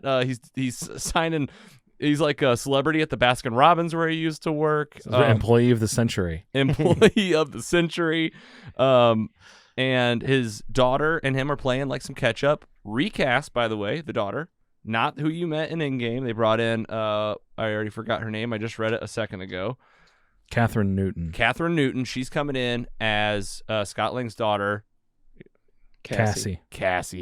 Jelly Bean. Or Peanut? Peanut. Who's Yeah. Jelly Bean? No idea. that's me. That's you. Peanut. And he's playing catch up with her. She's very much taking up the family business. She's like, I have a shrink suit. I got in trouble for shrinking a cop car at like a riot or like a peaceful protest. Right. Very much trying to take up the hero mantle. Very close with Hank and Jan. You know, Jan's out of the quantum realm, but she's just trying to live her normal life. And Hope is back. We got Evangeline Lilly here coming back strong with her new pixie haircut. You know, that's new. I think that might be somewhat comic accurate. Yes. You know, Yeah. or inspired, I would say. I think that Evangeline Lilly just wanted that haircut though, and like she was just like, I'm gonna do it. I don't care. She killed it. She killed it. She looked great. So turns out Cassie's been looking in the quantum realm with old Grandpa Hank Pym, and apparently was, essentially trying to save her dad when he was trapped in the quantum realm all those years. Yeah. Right? She's a young kid. She knows about roughly what happened to him. There's a funny line toward the beginning of the movie where he's like, I just want you to be a normal kid. And she says, a giant bumblebee attacked me when I was 6. You're right, trying to kill me in my bedroom. In my bedroom. I'm not normal, and it's super valid. They all get in the basement all at the same time, and they're talking about, this machine essentially she built that could track things in the quantum realm, but it works as kind of like a two-way radio. It sends a signal out, bounces back, and you can see Jane Van Dyne. Janet. Yeah. What'd I say? Jane. Janet, kind of starting to panic and saying like, hey guys, we need to turn this off. And also I have to tell you like so many things. Right. I was keeping a lot of stuff from you that I probably in hindsight should not have done. I think her exact line was, I kept something from you. And I'm like, now that I've seen the movie, I'm like, you mean everything? Right. Like your whole life? Like 30 years worth of stuff? Yes. She was sleeping with Bill Murray for a long time. Yeah, we're gonna just go down the whole path. I got ahead of myself. Well, but you That's gotta okay. don't forget they had a family dinner where they just dogged on Scott. Oh yeah, for basically some reason, because this is his character development plot. He doesn't feel like a superhero anymore or have a purpose, kind of thing. So. Yeah, or does he? Because it didn't seem like you really knew what he was feeling outside of just like kind of going through the motions, but just going with what they gave us. Yep, exactly. He was always kind of a reluctant superhero. Yeah, just like whatever you need, like throw him in the back of the van, take him to Germany, right? Oh, now I need you to steal this. Hey, I need stuff. you to steal this. Here's the suit, and I need you to go and steal this, and then I need you to steal this, and hey, you came back. How about a time heist? Yeah, it is. We're always bringing him in to get the heist going. Yeah. Before he even has anybody has a second to talk about it, think about it, this thing sucks them all in. And they shut it down, and it turns itself back on. Yeah, it turns itself back on. Sucks everybody in. Portal opens up right in the middle, and they're flipping right away through the quantum realm. I mean, pretty epic scene, right? This is pretty fun, seeing them like kind of hanging on, and Hope throws on her suit and goes after her parents. Yeah, like, Janet and cool. Hank get sucked in, so Hope lets go, and then Cassie gets sucked in, so Scott lets go. Hits his suit. They got the suits that kind of just come out of nowhere. Yeah. The super ants are going with them. Oh yeah, sucks in the super ants, the tiny super that ants. That would be very relevant. Yeah, that was coming back. Like, these ants aren't just gonna. They've all got their little helmets on. Yeah, and apparently, like they're all like able to survive. They don't need like a suit on. They're just kind of falling. They land somewhere, and Hank even says, like, "How are we alive? This is crazy." I thought there was nothing down here, and here we go. We've landed in the quantum realm. Quantumania is off. Like, I mean, this is from the get-go. It's the first 20 minutes of the movie. All right, so. I mean, this is where we get into the whole backstory of Janet, and we're meeting everybody Janet's encountered. Let's just go down the list, right? Who's in the quantum realm? There's a huge, pretty much like a rebellion going on, essentially, like a group of people that are fighting somebody that's tormented them. She's also got like old spy friends that know her from different parts of her life, and then. I don't know how quickly they get to this, but the long story short is we already knew from the opening of the movie she met Kang early on. Oh, yeah. She knows who Kang is. She's got a relationship with this guy, and we learn a little bit more kind of trickled in through flashbacks with this guy. And, I mean, this is really what it is. And I kind of got a little confused about, Kang, what do we learn? He got banished to the quantum realm by the other Kangs.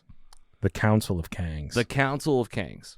And, I mean, for you MCU fans, you might already know about a little bit of this, right? This is a real thing. Have you watched Loki? You got some intel from that. And then, Scotty, you're very familiar probably, which is with, this Kang storyline that we are embarking on. Multiple Kangs through multiple multiverses all kind of end up doing the same thing. They all end up knowing about the multiverse, and then they kind of fight it out, right? Right. He was so bad that he got banished. Which to me, I'm like, man, he was the bad of the bad. Right. Or was he the one that they're worried about? Yeah. Essentially the one that might win. And then I think too, man, the Loki Kang, he was the one who remains. So all this is in my mind as you're kind of seeing this. This is how it was for me watching it. It's hard. And I had just watched that last episode before this movie. And essentially she thinks he's just a normal guy that's trying to escape just like her. Yeah. until she gets to see inside of his mind. They fix his machine. Yep. Basically. Multiverse engine machine. Yes. They fix it, and she touches the power source, and it basically shows her everything that he's done. It's a neuro link. Yeah. She can see And she everything sees- he's done. She sees everything and immediately cuts him off. Yeah, goes from being friends to going, I'm out. Yep. I can see you slaughtering Yeah. worlds. Oh, I screwed up. I can see you slaughtering, cutting timelines. Yep. Like they showed the timelines and how they branched off and how he was cutting them down. Again, this is all going to make you think of Loki. And this is essentially how she makes a villain out of, not a villain, but an enemy out of Kang, because she blows up the one power source that he needs, and it blocks him from leaving. So what's he do in the meantime? Slaps it with the PIM particles. And blows And it up. Makes it so huge that it's obviously not usable. Looks like a planet, right? And this is where we find out, okay, well, since that happened, what's he do? He pretty much builds an empire within the quantum realm. And he's able to use technology that's around and people that are around to, he had a massive, I don't even know if you call it like a castle, ship, compound. Yeah. And armies and ships and machinery and guns, and he's been, I guess, victimizing and terrorizing the other people that are around in the quantum realm. But that's where I get confused.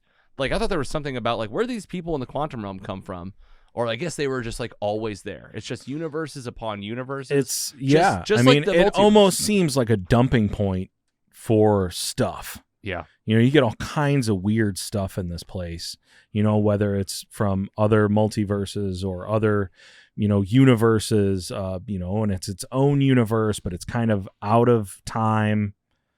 It's a very strange thing to kind of grasp. Yeah, not quite the dumping ground of what was it, Aliath or Eliath and Loki, but it's a similar type thing where you can kind of just end up here, or it's a great place to banish people you find, right? It's kind of cut off. If you don't have a way to get out, then there's no getting out. Exactly. Yeah, they don't really explain that at all, because even at one point they ask Bill Murray, they're like, "Oh, so you're human?" He's like, "Oh, is that what you call whatever yourselves?" Yeah. It's just we're just not gonna we're not gonna really go. Yeah, we don't need to dive that deep. Let's get out of the way. Bill Murray's in this movie. Yeah. Bill Murray's in the MCU.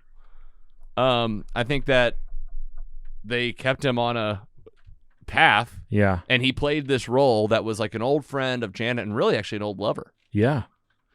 Very clearly an old lover. That is referenced a lot. Yeah, he's by him mainly. Yeah. And it turns out he made some kind of deal with Kang to kind of become this lord, and she thought he was going to help them with a ride and kind of get what happens right in the with the crew itself. They get split up. Hope and Cassie get split up and kind of have their own journey with the people of the quantum realm. They meet the jelly type guy, and they drink his juice. He just needs some holes. Drink the juice. That was hilarious. The holes doesn't have any holes. Drink the juice, and what happens when you drink the juice? Everybody can talk. Translator, yeah. It's translate juice. So they're split up, but very quickly, Kang finds out where they are, takes them captive. Meanwhile, Janet, Hank. Well, he sends the ultimate killing machine. MODOK. Right. Oh, man. Which I'm not going to remember the acronym for it. MODOK. Yeah, let's just get out of the way. Ultimate killing machine. Mechanized organism designed only for killing. Yeah, this is it. The movie that I have some fun facts about this film and some stuff on MODOK, but you get him in this movie. Yeah. They only show parts of him, kind of coming in from the sky and attacking the people, and you're just oh, what was that? Right. And you don't really get to meet him until he comes face to face with Scott when they got him prisoner at Kang's fortress. And he's like, "Hello, old nemesis." Yeah. And then Scott's like, "What? Who are you?" And he's like, "Don't you remember your old friend?" drops his face mask. Boom. Darren Cross. Darren Cross from the first movie, the antagonist from the first movie, the Bumblebee that attacked Yellow Cassie. Jacket. Yellow Jacket. I say Bumblebee. He got shrunken down in the quantum realm. Yeah, and you saw it in the first movie. Oh my god. Where he got hit with the shrink stuff, and he was kind of shrinking in pieces. And apparently that continued all the way down, Except for his head, except for Especially his those head. legs. which kind of got, he got the baby legs, the baby The arms. baby arms. And he is MODOK. MODOK. All He's right. been turned into a killing machine by Kang. All right. Was this a moment for anybody? Like, This was a moment for me. I could tell this was a moment for fans. It wasn't Yeah. for me. Scott, tell us about this moment. This is just an outrageous character from the comic books. Got his own show on Hulu, an animated show. Patton Oswalt. Patton Oswalt. Man. And you're just like, wow, I cannot believe they brought this level of ridiculous He looks to the MCU. so ridiculous too. His So head, ridiculous. his face. It just looks goofy. The CGI was a little sketchy, but whatever. It's MODOK. MODOK. You know, they had plans to bring MODOK into so many other titles. As like I was going to bring up some of them. So they were going to try to bring him into in 1997, Stan Lee wrote a script for an Iron Man film for 20th Century Fox that featured MODOK. Christopher Marcus wanted MODOK to appear in Captain America: The Winter Soldier with Peter Dinklage playing him. Yeah. Wow. It's a little strange. And then they, obviously went with Alexander Pierce in that movie. Dinklage obviously played someone in Affinity War. He was one of the inevitably Eitri, the Yeah. elf. Yep, that's right. There was rumor also for MODOK to appear in Avengers Infinity War. They tried to get MODOK in the 5th season of Agents of S.H.I.E.L.D. And Keith David was supposed to play MODOK in the canceled TV series New Warriors. So, hey, man, lots of opportunities. Never happened until now. Finally got him. That's for you, Scotty. Oh, Yes. God. Love it. I need multiple applause buttons is what I need. That's what I'm learning today on the show. I'll give it up for MODOK. And you MODOK fans, this is probably a long time coming. I'm sure when you saw him shooting out with his saws and his little arms and everything, it was pretty good. And this is a different from his comic origin, right? This Yes. is completely Yeah. new. So that's kind of cool. I like when they They worked do it things in. like that. That's shows they can still be Yeah, creative. Gotta make it different. Yeah. All right, so really moving through the story at this point, the mission becomes clear. Don't let Kang leave, and we got to do it together. I mean, that's what it comes down to. The premise, I guess, that they're kind of the theme of what they're working with is Scott's daughter wants to help everybody. Scott is like, we just got to get out of here. You know, I just want to go. I don't really care about helping everyone else. I'm only really worried about you yeah, and myself. yes, and we just got to leave. He's a reluctant superhero. Reluctant superhero once again, and that's the hill that he's like having to overcome Yeah. in this movie, and he does, right? Like, Yeah. so then what's he do? He teams up with the people. Yeah, of you the can see rebellion. when they get attacked, he kind of wants to stay back, and she suits up. She suits up and she like runs toward the danger. I want to help She's this bouncing other off person. people because she doesn't understand how to fight. Tap punch. Tap punch. He's trying to, teach her how, much like Hope taught him how in the first movie. It's like, did you see how I did it? She's like, Right. no, I couldn't see anything. Yeah, you were very small. Cassie has her big moment helping the rebellion people like escape from the prison. She gets on the big loud comm and like motivates everybody to come help. And epic fight scenes. We have not talked about the CGI a lot in this. I mean, this movie is 99% CGI. That they were definitely filming in front of that big dome thing that they have Huge now. Green arena. Well, I'm green is. They use green screens, blue screens. We all know about Yeah. this. But if you've watched, I think Industrial Light and Magic, they show you the stuff they're using on Star Wars and Mandalorian now, and they use it for Marvel movies. They shot Thor: Love and Thunder on it for sure, and I forget what it's called, but it's The volume I think you're right. The volume that they use for the Batman. It's like it sounds right. This- If you just look yeah, up I don't like know. big giant Disney movie shooting screen, it's essentially like they don't need the green screens anymore. Yeah. Essentially, you're shooting pretty much with what is around you on the screen. Essentially, a lot of stuff you see in Thor: Love and Thunder when they're on other planets, the stuff they used to paint in the backgrounds for like the old Star Wars movies, now they just have an actual screen where like you're pretty much there. Oh, okay. It's insane. So you're standing in front of a bunch of TV screens. It's not even a bunch of TV screens. It's one giant mega oval screen. Okay. Like you wouldn't believe it. Yeah. Like it doesn't seem like it's real. It's If you watch the Batman on HBO Max and go to the special scenes or whatever, there's a really good video on it that shows pretty cool, especially with the scenes that they use. It's specifically the chase scene, which is one of the best. Yeah. Oh, yeah. That's phenomenal. Back to the MCU though. All right, well, backing up. Hey, we're approaching the end of this thing. It comes to a head. The battle is happening. Well, Kang has it's- taken it's all Cassie. Okay. You know, Yes, he's got Cassie, and he tells Scott, "There's Like, only hey, one way you're out of here at all." right. I need you to steal something for me. And this is Basically. Somebody's got to get the MacGuffin. Yep. Wouldn't be a Marvel movie like, without hey, a MacGuffin. I need you to get in here, and I need you to shrink this time battery. My car battery. I need you to shrink it back down so we can get out of here. Yeah, it's really big. And- I need it to be small Yeah, again. and then you can have your daughter. I don't really care. Probably one of my top favorite scenes in the movie, though. A real look at Kang, a look at his powers. Oh, yeah. a look at his. He's his almost style. like force choking everyone. His Darth Vader moves here, where he's throwing Scott and Cassie around. He's got her hovered in the air, laying sideways. He's choking him. Yeah. You really get to see his level of power. I'm so ready to see some of these origin stories of Mhm. Kang. Like, I want to see like the early days. I want to see he's like I know he's different people probably sometimes, but like the Nathaniel Reed Richards, I feel like Mhm. from like the 31st century and stuff. Yeah. Like, I know it's all leading there. Like, we're eventually gonna get these stories of like seeing the multiverse for the first time. But at this moment, you're just getting this guy in his full villain suit, and he's like, "I'll kill your daughter," and he's like Mhm. bending her to her bones. Yeah, like I'll do it right now. And being quirky, being the funny, offbeat Scott Lang isn't going to save you this time. No. And he even says, like, he knows who the Avengers are. Yeah. Who's the one with the axe? He's The hammer? The hammer? The hammer. Are you the one Yeah. with the hammer? You with the And hammer. he knows. He I've knows killed he's not. many Avengers. Yeah. Have I killed you yet? Yeah. So good. Like, just, I mean, those scenes, I was like, hell yeah. So yeah, you Yeah. got to go in there, Scott. You got to shrink down into the giant battery, and it's going to mess with your mind. And Yeah. How's it going to do that? Mainly with what you called it earlier, Andy, a probability Storm. storm. Yep. And what's that mean for him? Copying himself It means infinitely every decision that he could make will be duplicated is- into a new version is of him. is being played out almost like a smaller version of what's happening with the timelines. Mm-hmm. It just keeps branching, and then branches branch, and those branches branch, and every decision that you could make is being shown right in front of you. These just splitting off like crazy amoebas on crack.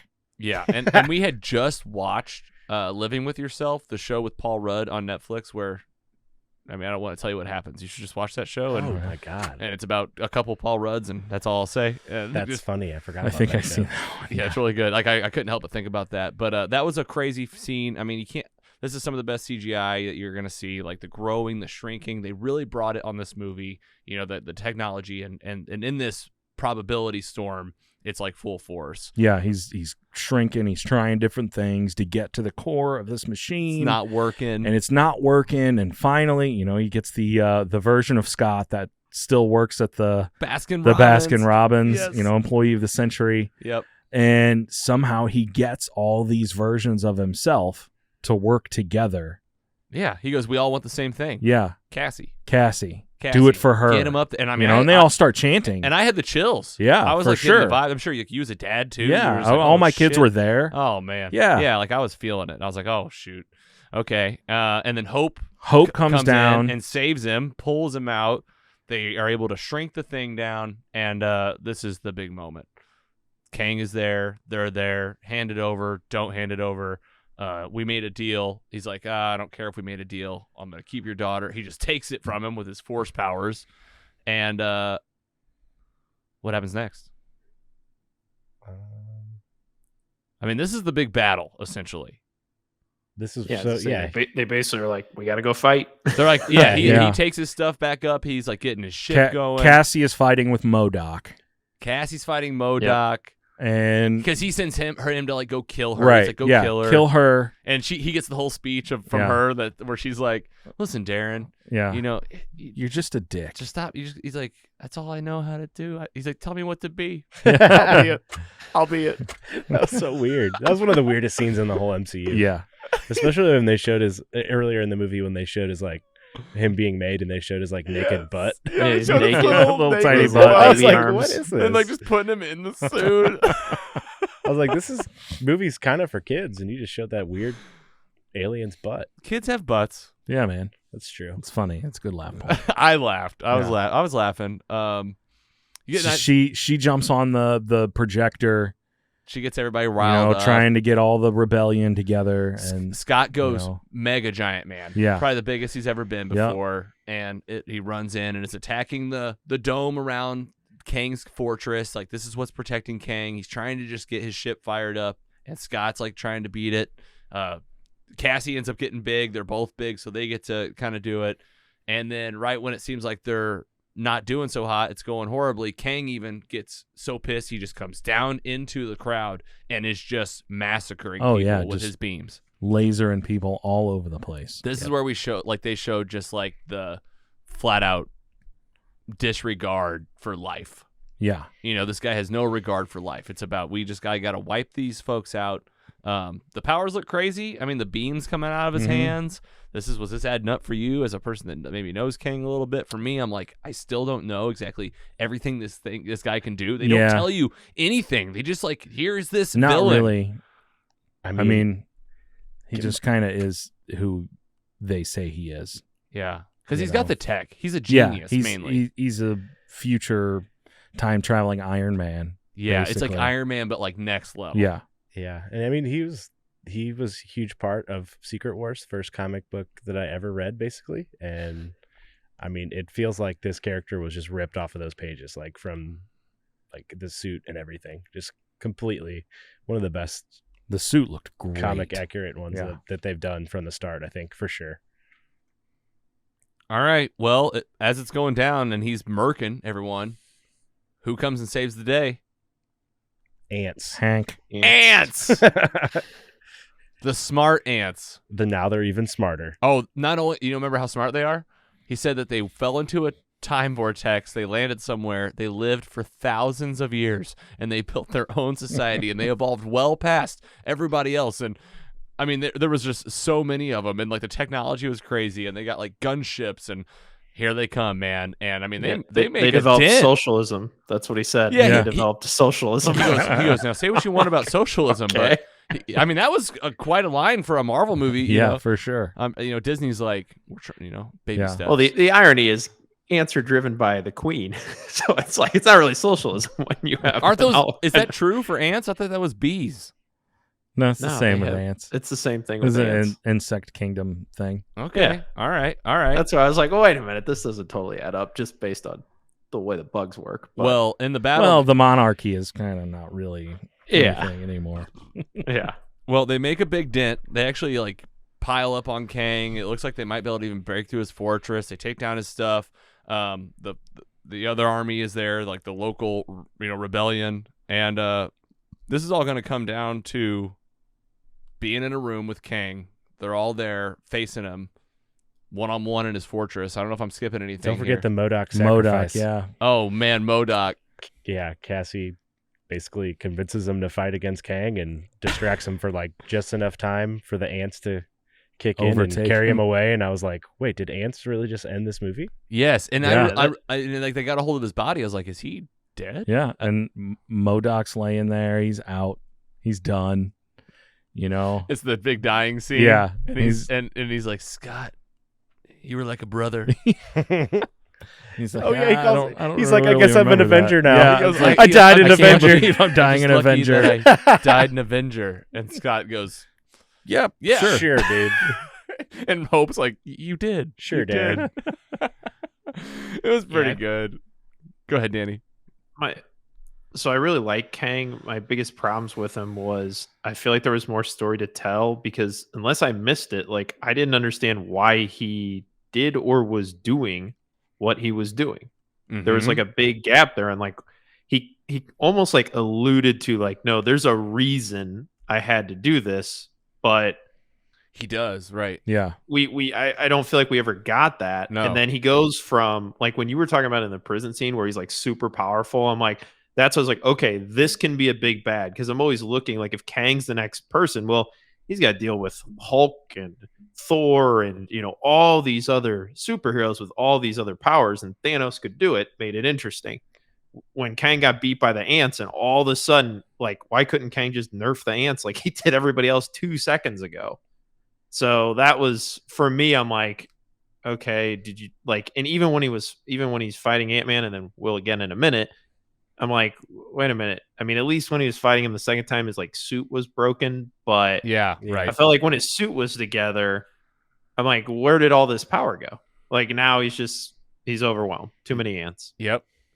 I totally agree. Like, I feel like this is a villain that is like. I That's wanted exactly him to what, be, yeah.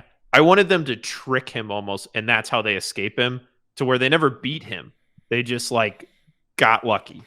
which jump to the end a little bit. It's kind of what Scott thinks about. He's like, how'd it go? Well, let's talk about this big part, because this is my probably favorite scene of the movie. They are able to. The ants do take away Kang, but Kang comes back at the last minute, right? Yeah, because they're able to open they're all getting ready to go home. They figured out how to open the portal. They've opened the gate. Yes. Janet and Hank go through. Yep. Cassie goes through, and then Kang comes out of nowhere And keeps Scott from coming through. But Jane goes through. Cassie's standing there. He pushes Cassie. Pushes her man. through, makes the sacrifice. Oh, He's ready to stay. this was it, man. Yeah. Oh man, this was it. Yeah. And hand-to-hand combat. Yeah, And Scott Lang is already not like the strongest fighter. right. And Kang is just mopping the floor with him, and it's brutal Yeah. beating. I mean, I don't know, like you talk about kids watching this part. This is where I was like, yeah, this is it. Bring it. This is like the edgiest the movie gets For sure. essentially. And he says it right out. Like, you can tell Scott Lang has just given up going home, Yeah, because he says, that's over. I don't have to win. We just both We have- just both have to lose. and that's the moment. All I have to do is keep you from going in. And he takes the things. Hope came back, saves his ass, Yeah.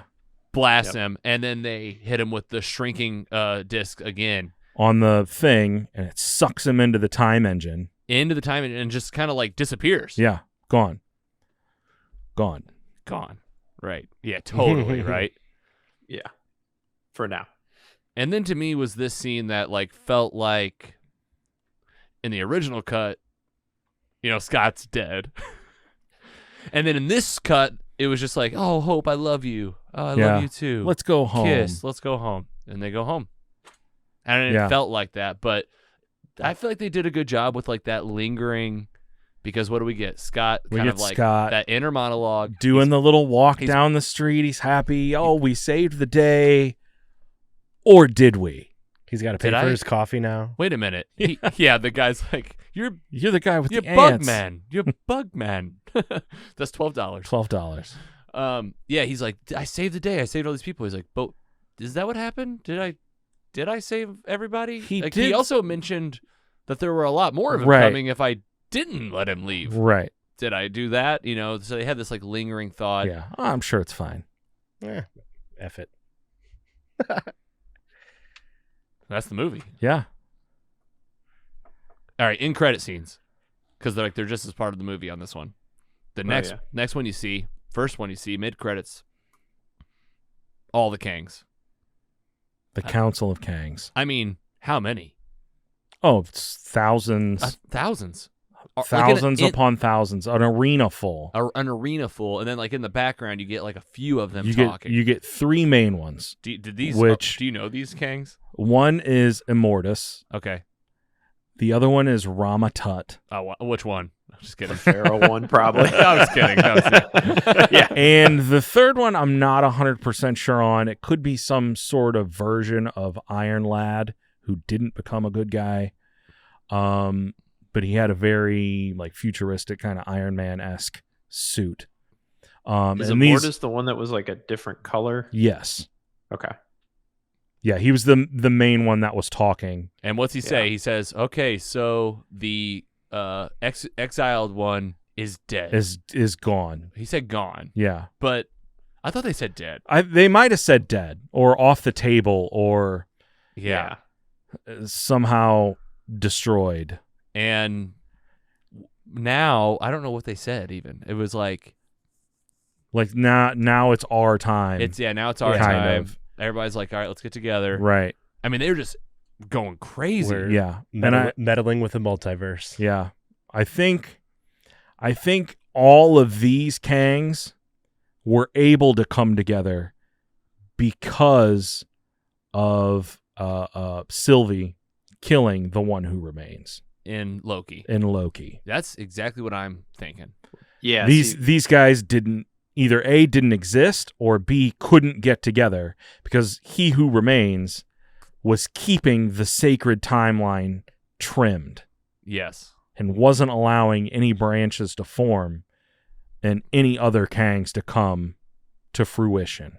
Yes. So you're saying it's not the Kang from this movie, it's the one from the Loki show that they're actually referencing. Well, to me, it feels like it could be. Yeah, because to me, it always ends the same way. Like a Kang either wins or like loses, and like our storyline with the Avengers now will like you think they'll win, right? Eventually, but what has happened always is a Kang eventually comes together exactly and takes over and fixes the timeline. Yeah, fixes the timeline to keep the other Kangs from getting out of control. Right. And it makes you wonder, was the Kang we just saw in Quantumania the bad Kang? Yeah. Was he who remains the bad Kang? Is one of these other Kangs the bad Kang? And what is the bad Kang? And what is the bad Kang? And like, how bad does it get? Because like, who's the best Kang? Like, and like, will one come along that's like a good guy? Oh, we have Iron Lad is a Kang who came back and joined the Young Avengers and became a hero. So, there's infinite number of Kangs. Yeah. There's got to be a worse one. Is he younger? Is he like a younger Yeah, he's Kang? like a teenage Kang. Okay. Who came back to try and like not be a villain. Okay, so cool. Perfect segue. Second end credit scene.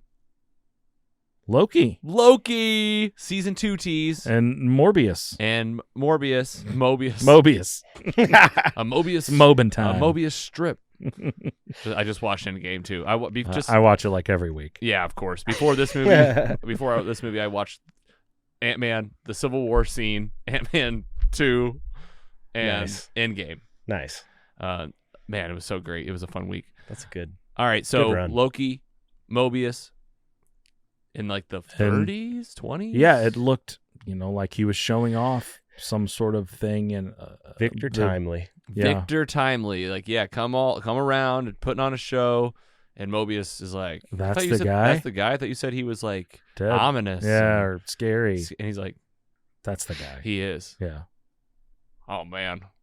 I mean, you watch Loki again, and maybe a masterpiece. Dan, you had some questions about where was Kang's story? Why? What are his motivations? And I just don't think that this was the movie for that. Yeah, and we're gonna get it. Well, we're gonna get a lot of that in Loki. I think we're gonna get tidbits of it throughout this next phase, and then the Kang Dynasty Avengers film is where we're gonna get like a full background of story. Because if you think about phase 1 and phase 2 and even most of phase 3, we didn't get Thanos' backstory. Yeah, and Thanos, we didn't get anything but like taste and tidbits and post-credit scenes until he was in Guardians. Until he was in Guardians. Was he in Guardians? He was at the end of some. Yeah, he was in Guardians. He was in Avengers first. He was in the tease at Avengers. I'll do it myself. Yeah. Well, that was after Age of Ultron. Right. Avengers. He talked a little bit at the end to his people that were like running Loki. Yeah. Yep. And then they also had. He was in Guardians because Ronan talked to him with his that's face on the big screen. Yeah. This I totally agree with you, Scott. This villain is so different. Because there's so many of them, and it's like a time travel kind of story too. We don't know if every version we're seeing is the same version we've already seen. And I'm also saying, like to Dan's point, you're watching Ant-Man Quantumania. Say you don't really know any of this Kang stuff, and maybe you haven't seen Loki. They're just doing this differently. Mm-hmm. Thanos was like, the universe needs to be set straight. Like, that's what I want to do. We don't even know really what this guy wants to do outside of like what was told in Loki. And he said a little bit of that in this movie too. It always happens, or like you guys don't know what's going to happen if I don't do what I need to do. Right. And like to us, it's like it's almost multiversal war is like the concern. It's almost a multiversal version of Thanos. Like instead of having to fix the universe, I have to fix the multiverse. I have to, and if I don't, it's just chaos and war and I death. have to destroy countless numbers of planets and trillions of people, but it's to make sure it works. Yeah, Janet says, but you're killing trillions to do this as you do it. And he goes, I wish that mattered. Yeah, they don't matter.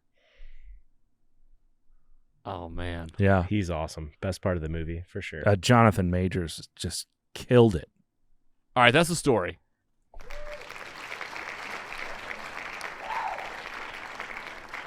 Got some fun facts for you. Got some ratings. Before we get into that, we're just going to talk about this movie for a minute. All right, you've seen it. It's out there. It's come, it's gone. We talked about how we felt going into it. Danny P., tell me what you thought about this movie. If I could sum it up in one word, it would be meh. I mean, as a standalone film, it's all over the place. I almost feel like it's unwatchable if you haven't watched Loki and all the like. We're getting to a point where you have to see everything, or you like Kang. I don't think hits if you haven't seen Loki in nearly the same way, and that was my frustration. I'm just like, I hear your point on like the tease of Thanos, but that was always a tease. This is like he's the primary villain here, and I don't really know anything about him except he's trying to get out of here and he killed some people, but he's like, but I had a reason, but I'm not going to tell you because I want to do that later in a movie. And so Kang was my favorite part.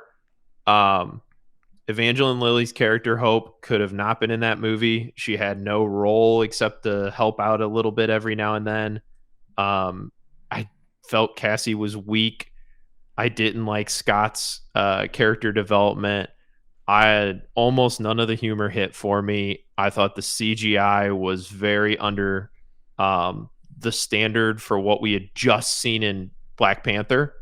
And I mean, I'll take Avatar out of it. I'll pin it against Black Panther, and I think it was way worse, with the exception of the Iron Man girl, whose name I can't remember right now. Ironheart, which that one looked terrible also. But it's come out now. Actually, the people that worked on this movie are saying, well, all the money got moved for visual effects to Black Panther, and we didn't have the budget. I thought the character, like all the different types of characters, were really cool. It was very Star Wars-esque and kind of creature mix-esque. I thought that was neat. But the story just felt so disconjointed to me. The humor didn't hit, and the action, while fun, like this is very low on my list of overall Marvel movies right now. And I really wanted to like it. I was really excited.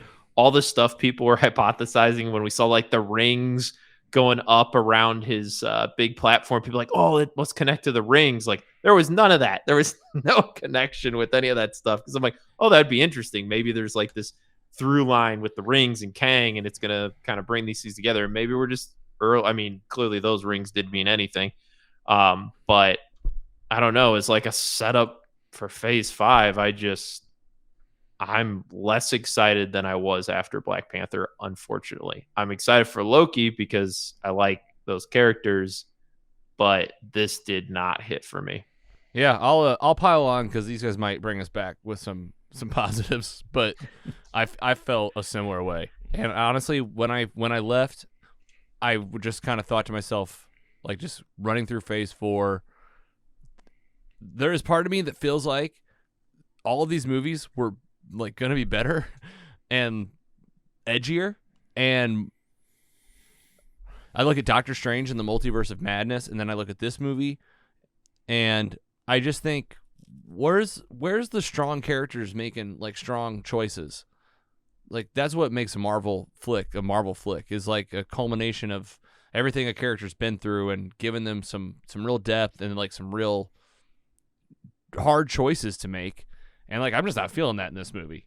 When we talk about Scott Lang rolling through this, like, and I'm looking at Quantumania from the trailers and everything going into this, and I like Kang did his part in this flick, and everything about Kang and Jonathan Majors is a win in this movie. Like every scene I see, I'm just like, I don't want it to end, and I'm like, I'm so intrigued, and like I'm like, you know, you can feel like that mystery about what's going on, and then like you got Scott Lang, who really feels like he took a back seat in this movie. Like I didn't know who was the star. Like, you know, it's like, do you want his daughter to be the star? Or like it doesn't need to be just one, but like the first two Ant-Man films are so good.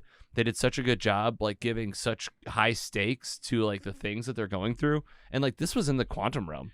And like I still couldn't feel like those stakes until like Jonathan came on screen and being Kang.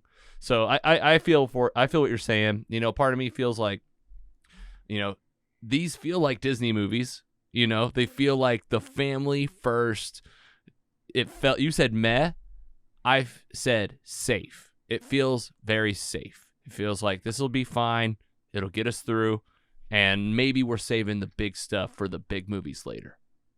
Which, like, I also think it was a big miss not bringing his crew back in some capacity. Yeah. That was like some of the funniest scenes in the first two movies. When they're sitting there, like, when he's planning out the heist, I can't think of his name. Luis. Yeah, Luis. Oh my God, that's hilarious when he does that stuff. I will tell you, the guy with the holes. Yep. Was one of the guys on the crew. David Dalkamaki. Polka Dot Man. Polka Dot Man, yeah. Yeah, so he got to come back as a different character. Right. But not the... That guy didn't work for me. Oh, I loved that guy. I loved the little jelly guy. All right. Scotty? I can see where you guys are coming from, especially Logan. I don't feel like this was... Like anyone was a star here. This was very ensemble cast, but no one really rose above. Everybody performed well. I think you know the new Cassie, she was great. You know, Scott was great. Jonathan Majors, I think, was a standout. Everybody did well. I don't feel like this movie was the one that was marketed to me in the trailer. I thought this was going to be a very emotional, very heavy start, and it was just, oh, well, Kang kidnapped my daughter, and I have to just do this to get her back kind of thing.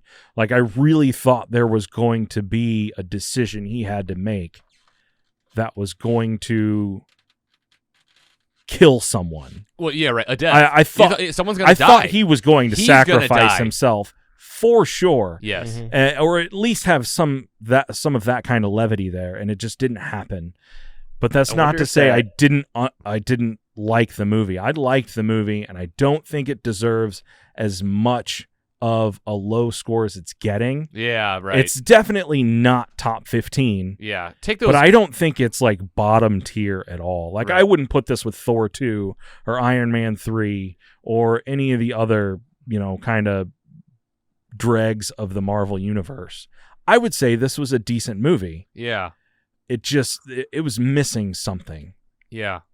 I meant what I said about, like, I felt like they changed the end, you know, where, like, part of me thinks, like, Disney's like, we can't do this right now. Paul Like, Rudd might be in his 50s, but he still looks great. Let's not kill him yet. not even just that, but, like, people are, like, a little unstable right now, maybe. Right. And, like, we can't be, like, we got to keep, like, spirits high. Right. Like, But- yeah. Think about the last two movies, though. You have Black Panther, super heavy, and you have Thor, where Natalie Portman's character, you know, died. And so Right. maybe Yeah. they were like, That was a "Hey." little slapsticky, goofy movie. Yeah, but it still agreed. It had like a character death, and like, okay, maybe we don't kill another one like 3 movies in a row. But that was a character you only got, you know, like a long time ago that you didn't really even know that you wanted. And she's not done. Yeah, Like, she's in Valhalla. right. Still True. accessible. True. Giggler? Yeah. Here's my issue. Months and months ago, the director of this movie said that it was going to be a Avengers level event, not just a stepping stone as the other Ant-Man movies. That was a lie. So that's lie. Yeah, I know. They keep like these movies have their own hype. Like they don't need to add to it like that. That's it. I think that's where I kind of got with Doctor Strange, where I got my hopes up like before the movie. But I agree with Scott. This isn't as bad as I think everyone's saying. Jonathan Majors, I need him. It was fun. More of him, and I think honestly, he has a chance to be a better villain overall than Thanos. If like just because of what we just talked about, he's going to be in so many different things, so many different versions. He's going to have a lot more depth. Thanos was in 2 credit scenes, one scene, and then Infinity War Endgame, and then he was done. So that's what I'm most excited for. And I think he's in for a busy next few years. But I think from what I've seen so far, I'm really excited for this villain. But I mean, what else? I honestly couldn't like. I also got the Star Wars vibes from this. I couldn't tell. Like, I have to see this movie again. I think I'm going to see it in 3D and just kind of digest a little more. But I couldn't tell if it was like a Star Wars / Bobo Guardians of the Galaxy like mashup, or like one of the better like family comedies that Marvel's done. It had little hints of both of those. But I think Paul Rudd humor overall is just getting old to me, because it's the same the same jokes kind of over and over, like the same shtick. Yeah. But because I'm the person that I am, I pre-ordered his book on Amazon the other day, and it comes out in It's a September. real book? Yeah, It's a real book. It comes out in September. Look out for the little guy. They had it on or something audiobook, like that. and he's like actually listening to it. Mm-hmm. Hey, I felt the same way about the humor though. Like in this movie, I felt like they brought in that Scott Lang humor, and it felt like misplaced. It felt like they were just do it again, and just make the same, have him make the jokes, and you know, he always made these jokes in the past, so just have him make the jokes again. And I was like, this guy has been through so much. Mm-hmm. Like it would not be like this. Like think about how he was in Avengers Endgame. Like where's that guy? Like this guy is just like, I'm telling you, it just felt like watered down a little bit. I feel like he needed the right characters or situation to play off of with that humor. And like, because in Avengers, when you have somebody like that are super serious, like Tony Stark and Captain America, and you got one guy cracking jokes, it's funny because that's the funny guy. But here it just didn't. I don't know. It's like he was just telling jokes to tell jokes. It's not like he was even engaging with other people. It felt like sometimes. Well, it's like He's Andy like said, talking to himself a lot. It's like Andy said, they talk about what this movie's going to be, what it's going to, like the tone is different. It's not the same as the first 2 movies. I'm like, yeah, it is. It's exactly the same outside of Kang. Like Kang's the only thing that's like a little bit darker, and like he's just as dark as like Darren Cross, who was like a murderer. Like, just in the regard of the Ant-Man movies, comparing them to each other. But anyway, it's but I think Kang's the best Ant-Man villain by a mile. Oh, for sure. Yes. I was more interested in him. That's why I was disappointed I didn't get more of his story than anything else in that movie. Who was the villain in Ant-Man 2? Ghost. That's right. Who is apparently also not dead. The Ghost and the Quantum Realm, getting Janet back. That's right. Which, this movie is also like the payoff to a lot of those things too. Like her being gone for 30 years, and they talk so much about the quantum realm. It's called Quantumania. I do just think that like at this point, this is like, how many films, how many titles now? You're just expecting like it to be like a game changer a little bit. Like, yeah. I understand if this was just like Ant-Man 2, but I'm like, it's Ant-Man 3. So it's the MCU is really starting to fall into the same trappings as the comic books do, where if you want to know what's going on with this event, you have to read X title, and you have to read another X title, and then another X title, and that leads to this. And if you want to know what this character was doing, only shut up on these 3 pages. You need to read these issues over here, and it's really starting to branch out. Yeah. And I think they're starting to lose people. Yeah, I mean, I definitely felt like I have to watch these films, but like they've also done a good job with the catch-ups on Disney Plus. They have like the featurettes of like Scott Lang catch up. Where's it been? Where they been? Yes. What happened? Legends or whatever? Yeah, Marvel Legends. Yeah. That's what it is. So I would keep that in mind. I would love to see, and I know it's not going to be for a while, but if I'm Kevin Feige, I'm sitting down and saying, for the next big thing that we have not already announced, let's make an original villain so that nobody knows. You can't read comics. You can't find source material and hypothesize. We're going to put somebody in front of you that you've never met. You don't know what they're capable. You don't know why they're doing. That's the sort of thing I feel I need at this point a little bit to, like, I don't know, put some of the mystery or something back into it, because I agree with you, Scott. It's very much like, it feels very comic booky after they've been doing it for a while, and then they always have to do some sort of like hard reset. Right. Well, and I think this is what it's almost the plot of Kang. Yeah. Yes. Trimming the timelines Yeah. is what we're complaining about. Like, hey, it's starting to branch out too much. Well, Kang is literally here to try and fix He's that. trying. He's like, I'm trying, guys. Him and She-Hulk are going to team up and go Right. after Kevin Feige. And that will never happen, Dan. They will never make an original character to star as a hero or a villain. Maybe Phase 12 or something. They've got too many. It's too easy to go to the well and pull somebody out. Yeah. Yeah, I know. I will. I know say- it's the easy, safe choice. Yeah. I will but say I feel it like would be the exciting choice. there's a trend in myself. I feel like I'm recognizing, even from the Phase 1 through 3 movies, where like you're really hard on these movies sometimes out of the gate, and like every time I go back, You're gonna come when it releases on Disney Plus in 3 or 4 months. exactly, You're gonna watch it again, and you'll be like, I don't know what I was I don't know talking what I about. was talking I'm about. gonna It was listen to so this great. episode and be like, I don't know what I was talking about. It was great. Exactly, like it's like I'm gonna watch it 4 times this week. And I also believe like how you feel on a day is sometimes how you feel about that movie that Right, day. right. Like you might just like I might have just been like, I shouldn't have watched it and after work yeah, Well, exactly, you on a know, Monday. on a Monday. Oh, case of the Mondays.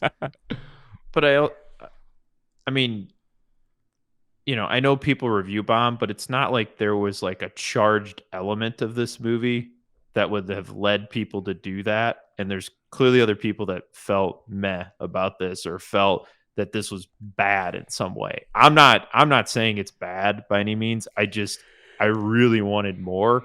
yeah, And I think that you see that when you look, and online's going to go to the extremes. It always does. Yeah. But it's not like there's some, political shit or something in here that people are getting all, crazy about. Not that I saw anyway, to where people clearly were disappointed in some way. That, yeah, I mean, I just, man, maybe to your point, Andy, I just hyped it up myself too much and was too excited and went in and it was decent. And I felt negative on it because I wanted more. Like I wanted a Spider-Man, like event. I wanted it's such a roller coaster. Like, walked out of Wakanda Forever being like, wow, that was awesome. And then I come into this and I'm like, okay. yeah, I know But I know what you mean. Like this, we heard about this movie 4 years ago. I think the Yeah. problem is they just make too good of a trailer. Well, aren't you guys starting It's to lean? too Aren't good. you guys leaning Yeah. toward like not watching these things anymore? Like especially like now, like I'm just like, I'm- I've been watching trailers like crazy because it's fun. I'm like, man, it's fun to watch these trailers. yeah. But then you go into these movies and you're like, what movie is this? Right. This is not what was marketed to me. Yeah. Yeah. And I don't know if I got to stop. I'm not watching any of the featurettes or any of that No, stuff none- before. Yeah, It's usually just the teaser and the main trailer just now. get in there. And then I'm done. But even those sold me a different movie than I bought. Yeah, and also take the ratings out there like on anywhere. Rotten Tomatoes. Rotten Tomato. It's like a 45. So or is something. Eternals, and percent. like Eternals one of my Well- favorite, and Eternals is also like kind of challenging, like It- some they- big picture stuff. And They like this they movie can made too. like an effort to be different. And sometimes being And that- different is what sets you into that like negative review stuff, So like sometimes when I see a low score, I'm like, this might be really good, All right, let's go ahead and do roundtable ratings. I'll go first and get it out of the way. Uh-oh. Ant-Man and the Wasp, Quantumania, had a great time. It was a lot of fun. I saw it on a Monday night. Maybe I should have seen it on a Sunday or a Saturday. But I still had a really good time. Jonathan Majors is here. Kang is here. I want to see more Paul Rudd. I want to see Hope again. I want to see Cassie some more. This is a fun movie that when it's on Disney Plus, I'll rewatch it again and have a good time, I'm sure. For today, though, real life rating, real time, I'll give this a 3.1. Oh, wow. I did not expect that. I'm just being honest. Giggler. I really thought you would have come lower than that. No. Yeah, look at that right there. 3.1. Tie. We tied. 3.1 as well here. Any final I thoughts? said many bad things about it earlier, but I mean, honestly, Obviously, we still landed I'm high, easy, you know. easy as hell to please. Yes, I got you. But I mean, exactly. Not in my top 15 Marvels, but it's somewhere in the middle. Maybe even closer to the bottom. But damn, I had a great time, and I've just said that I'm going to go see it again, probably in a couple Tuesdays. This next Tuesday is already reserved for Cocaine Bear, so. Cocaine Bear. It's here already. I already got my tickets. If anyone wants to join, let me know. All right. $5 Tuesday, which is now $7 Tuesday at Ronnie's. Oh, man. Oh, Inflation hitting everybody. Yep. Scotty Scoop, final thoughts on a rating? I really love Jonathan Majors. I can't wait to see more of him. Cassie, she'll be a young Avenger, for sure. I don't know that I need really anybody else. Like we said, Hope was useless in this movie. I really wanted to see her do something more than she did. And it's really strange. I feel like I liked this movie more than you. But Yeah. my rating is a 2.9. Oh, my gosh. What? All right. Well, but it's What still the really hell? close. Yeah, it's still close. hovering around Yeah. that like Yeah. middle ground Marvel movie. Right. Right. You know, like, yeah, I like think that it's they're- right there in the it's- middle. There's 30 plus. Yeah. You know, I think we're somewhere in the 15 to 20, 25 range. Yeah, Yeah. for sure. And like you said, Good. it's later. I bet later it'd be higher. Yeah, oh, for sure. And like you watch the Kang Dynasty, right, in 2 years. And you're like, oh, man, like that was that's awesome. what I needed. And you Oh, go yeah. back and you do your rewatch of 4 through 6, and you're like, man, it was such an underrated gem at the time. Yeah, it's almost like a good chapter of a book. It's like if you just read that chapter on its own, you might not love it so Mhm. much. But when you read it with the whole book, Right. it's really good. Something different. Danny P, you're up. Take us home. Yeah, I'm gonna give it a 2.8. I like it. That's a C plus, right? Yeah. That's where I fell. I don't think it's terrible. I just was like, it's fine. Like, I had friends ask me, what'd you think? I'm like, it's a Marvel movie. It's not one of the special ones to me. Like if you're gonna watch the rest of them though, you better go watch this one. So, like you won't have a bad time, but you're not gonna walk out of there like maybe you have some of the other kind of top ones, and that's what I was hoping for out of this. All right, guys. Ant-Man and the Wasp, Quantumania. There it is. A roundtable ratings. I promised you some fun facts. I sprinkled them in a little bit as we went, but here's some more. Here's a couple for you as we head into coming up. Scott's Ant-Man suit was altered to include the classic chest pattern that was from the comics. Not sure if you noticed, Scotty. Nope, not at all. This is the second trilogy in the MCU to have the same director for all 3 films following Spider-Man films, 2017 to 2021. That was John Watts. Mhm. This was Peyton Reed. Yep. Liar. Yeah, liar. At the beginning of his career, director Peyton Reed directed behind-the-scenes material for the Back to the Future franchise. Nice. You guys see where this is going? Do you guys remember Yeah. this part in Quantumania? Well, a couple of moments. The pizza. The pizza, yeah, the rehydrated pizza. Yep, and Oh, he nice. he. You he sure know how to rehydrate a pizza. Mom. Fruit, please. He said that was absolutely a nod to those movies. 100%. And then we of course know that Cassie Lang was recast. The first person was Emma Furman in Avengers Endgame, Mm-hmm. and now Catherine Newton's in the role. And there was one more cool one here. Oh yeah, this was the first Ant-Man movie not co-written by Paul Rudd. He's already too busy writing his book. Yeah, I guess he had other stuff on his plate. That's going to be very interesting. I'll let you guys borrow it when I'm done. All right, guys. Yeah, I want to check it out. I actually probably will listen to the audiobook. I mean, Paul Rudd just talking. I'm sure. I mean, Yeah. it's got to be hilarious. Yeah. You're probably right. He was listening to his own book in the car. Oh yeah, I was like, that's relatable. really funny. Just like listen to our own podcast. Exactly. All right, guys. That's Ant-Man and the Wasp, Quantumania, the MCU. Always going to be a staple on this podcast. Go check it out at mostlysuperheroes.com/MCU, where you can find links to all the source material from the episode, all the fun facts that we brought up. Everything else is just there waiting for you. And with that, let's get into what's coming up.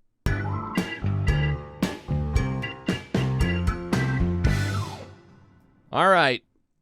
Are you Central Time too, Dan? Yep. So it's getting late for a little Wednesday night, so we're going to power through this and go and talk about some fun stuff coming up in 2023. This is from Rotten Tomatoes. Get ready for Creed 3 hitting theaters next week. Jonathan Majors is making so much money right now. Yeah. So don't forget, He Jonathan deserves it. Yeah, he does. He's just absolutely fantastic. Fast 10 year Yeah. seatbelts has come out with a trailer that's going to be hitting theaters. We talked about family. Yeah, there's someone else after Vin Diesel. You won't believe it. Transformers, they got a new movie coming out. Dungeons and Dragons, Scotty. Yeah, Boom. I got the crew ready to go see that I'm one. seeing the trailer. Are Chris you, Pine are you looks excited for hilarious. that one, Scott? I am very excited for that. Me I got too. The whole I think it looks great. the whole D&D crew going. Oh, to man. that Awesome. one. I Oh, bet that's great. Me and Scotty me and Andy might have to crash your party and Hey. just show up. I will tell you when we're getting tickets. All right. Oh, we got 65 with Adam Driver. John Wick 4 is coming out. Indiana Jones, Dial of Destiny, a new Scream movie, Mario Brothers movie, Little Mermaid. It's me, Mario. It's me, Mario. Mission Impossible. Don't forget about that one. 23 DC movies, Shazam, The Flash, Blue Beetle, Aquaman. We'll be talking about all these. Dan, trying to get too excited about this slide. 2023 Star Wars, The Bad Batch, The Mandalorian, Ahsoka, Rogue Squadron, Skeleton Crew, The Acolyte. Are all these still happening, Dan? Anything we missed? As of now, yes. I mean, we haven't had a movie since 2019. That would be nice, but They're on the nothing little on that. They're on the little screen. I don't think we'll get Yeah. Ahsoka this year. Marvel Studios Phase 4 has wrapped up. Phase 5 is here. We just talked about it, and we're just so excited. I mean, just if Phase 5 and 6, Guardians of the Galaxy coming up in a few months, the Marvels later this year, Captain America, New World Order. I mean, is that like New World Order like Kang?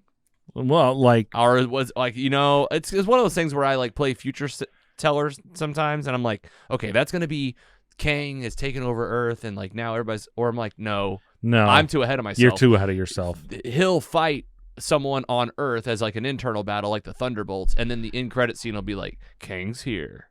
I think Dude, this I is have no going to be idea. like instead of S.H.I.E.L.D., there's just going to be a new governmental system, like AIM Yeah. or You don't think- Hammer. You don't think the scroll will flow over from Secret Invasion? Oh, for sure. Secret Invasion, that's later this year. That TV show, What If, Loki Season 2, Echo, Ironheart, Agatha. Will these happen this year? I'm hearing that we're only getting 2 shows this year. I think we're getting What If, we're getting Secret Invasion, we're getting Loki. Yep. And I think that's probably it. The other 3 might just be That's later. fine. Slow them down, make them better. Oh, no. Did we lose Dan? Oh, Dan's done. He didn't want to hear that. Hold on. We'll see if we still have him. All right. Monitor your text, Andy, and if we can pull him back in, we will. We'll keep going while we're waiting. Blade, Deadpool 3, Avengers, Kang Dynasty, Avengers, Secret Wars, and Armor Wars. Yeah, all those. All those. Thunderbolts. That's 5 and 6. And then this year, we've already talked about this list, but just to run through it again, Guardian, Shazam, Spider-Man Across the Universe, if Echo happens, The Flash, this is 2023, Secret Invasion, Marvels, Loki, D23 Expo, Kraven the Hunter, Ironheart, if it happens, Blue Beetle's definitely happen, Agatha's probably not happening, Captain America, it's not this year? What's that? Captain America New World Order? Nope. No. Definitely not. Okay, so I need to take that off the list. That's next year. Aquaman. I don't know if Craven is hunting this year either. One last check for this guy. All right, with that, guys, that's what's coming up. Plenty to talk about. I mean, it's a nerd's world. There's no doubt. Plenty to have, and I know it took us a little time to get back here in the studio. Thank you for your patience. We had a nice little recharge in between seasons. Go to mostlysuperheroes.com/support to support the show in many ways. You can buy some merch. You can join the Facebook group. You can join the squad. Anything that you're looking for. It's all happening at mostlysuperheroes.com. Scotty, Andy, Dan. Love you guys. Great time. So good to be back. Did it feel right? Yeah. Culinary Carry started us off with a bang. Yeah, the Oh, tacos. Delicious tacos. We didn't get to hear what Dan ate. We didn't. Yeah, we didn't. We man. totally lost him. But we know he's out there, and he'll hear us on Patreon. You can too, and we'll be back for a lot more. Nice to be back in the studio, and we'll see you in a few weeks. Shazam, Shazam, I think, is March, right? That's what's next. Oh, I just had the slide up. Yeah, Shazam's probably coming up next. And then Guardians in May. Yep. Let's go. Cocaine Bear doesn't get its own Cocaine episode. Bear. I mean, it's definitely gonna probably get like a 5-minute mini We meet, or maybe just a big. It's like a special. We'll just all come in and do something for Cocaine Bear. Come on, it's Cocaine Bear. We brought it in on the show. Why not? I'm ready for the Cocaine Bear cinematic universe. Well, maybe it'll happen. We'll see. CBCU. And that's how we know that it's over. All right. Bye, guys. Thank you so much. We'll see you next time. Thanks, everyone. It's mostly superheroes. Take it easy. Cue the music.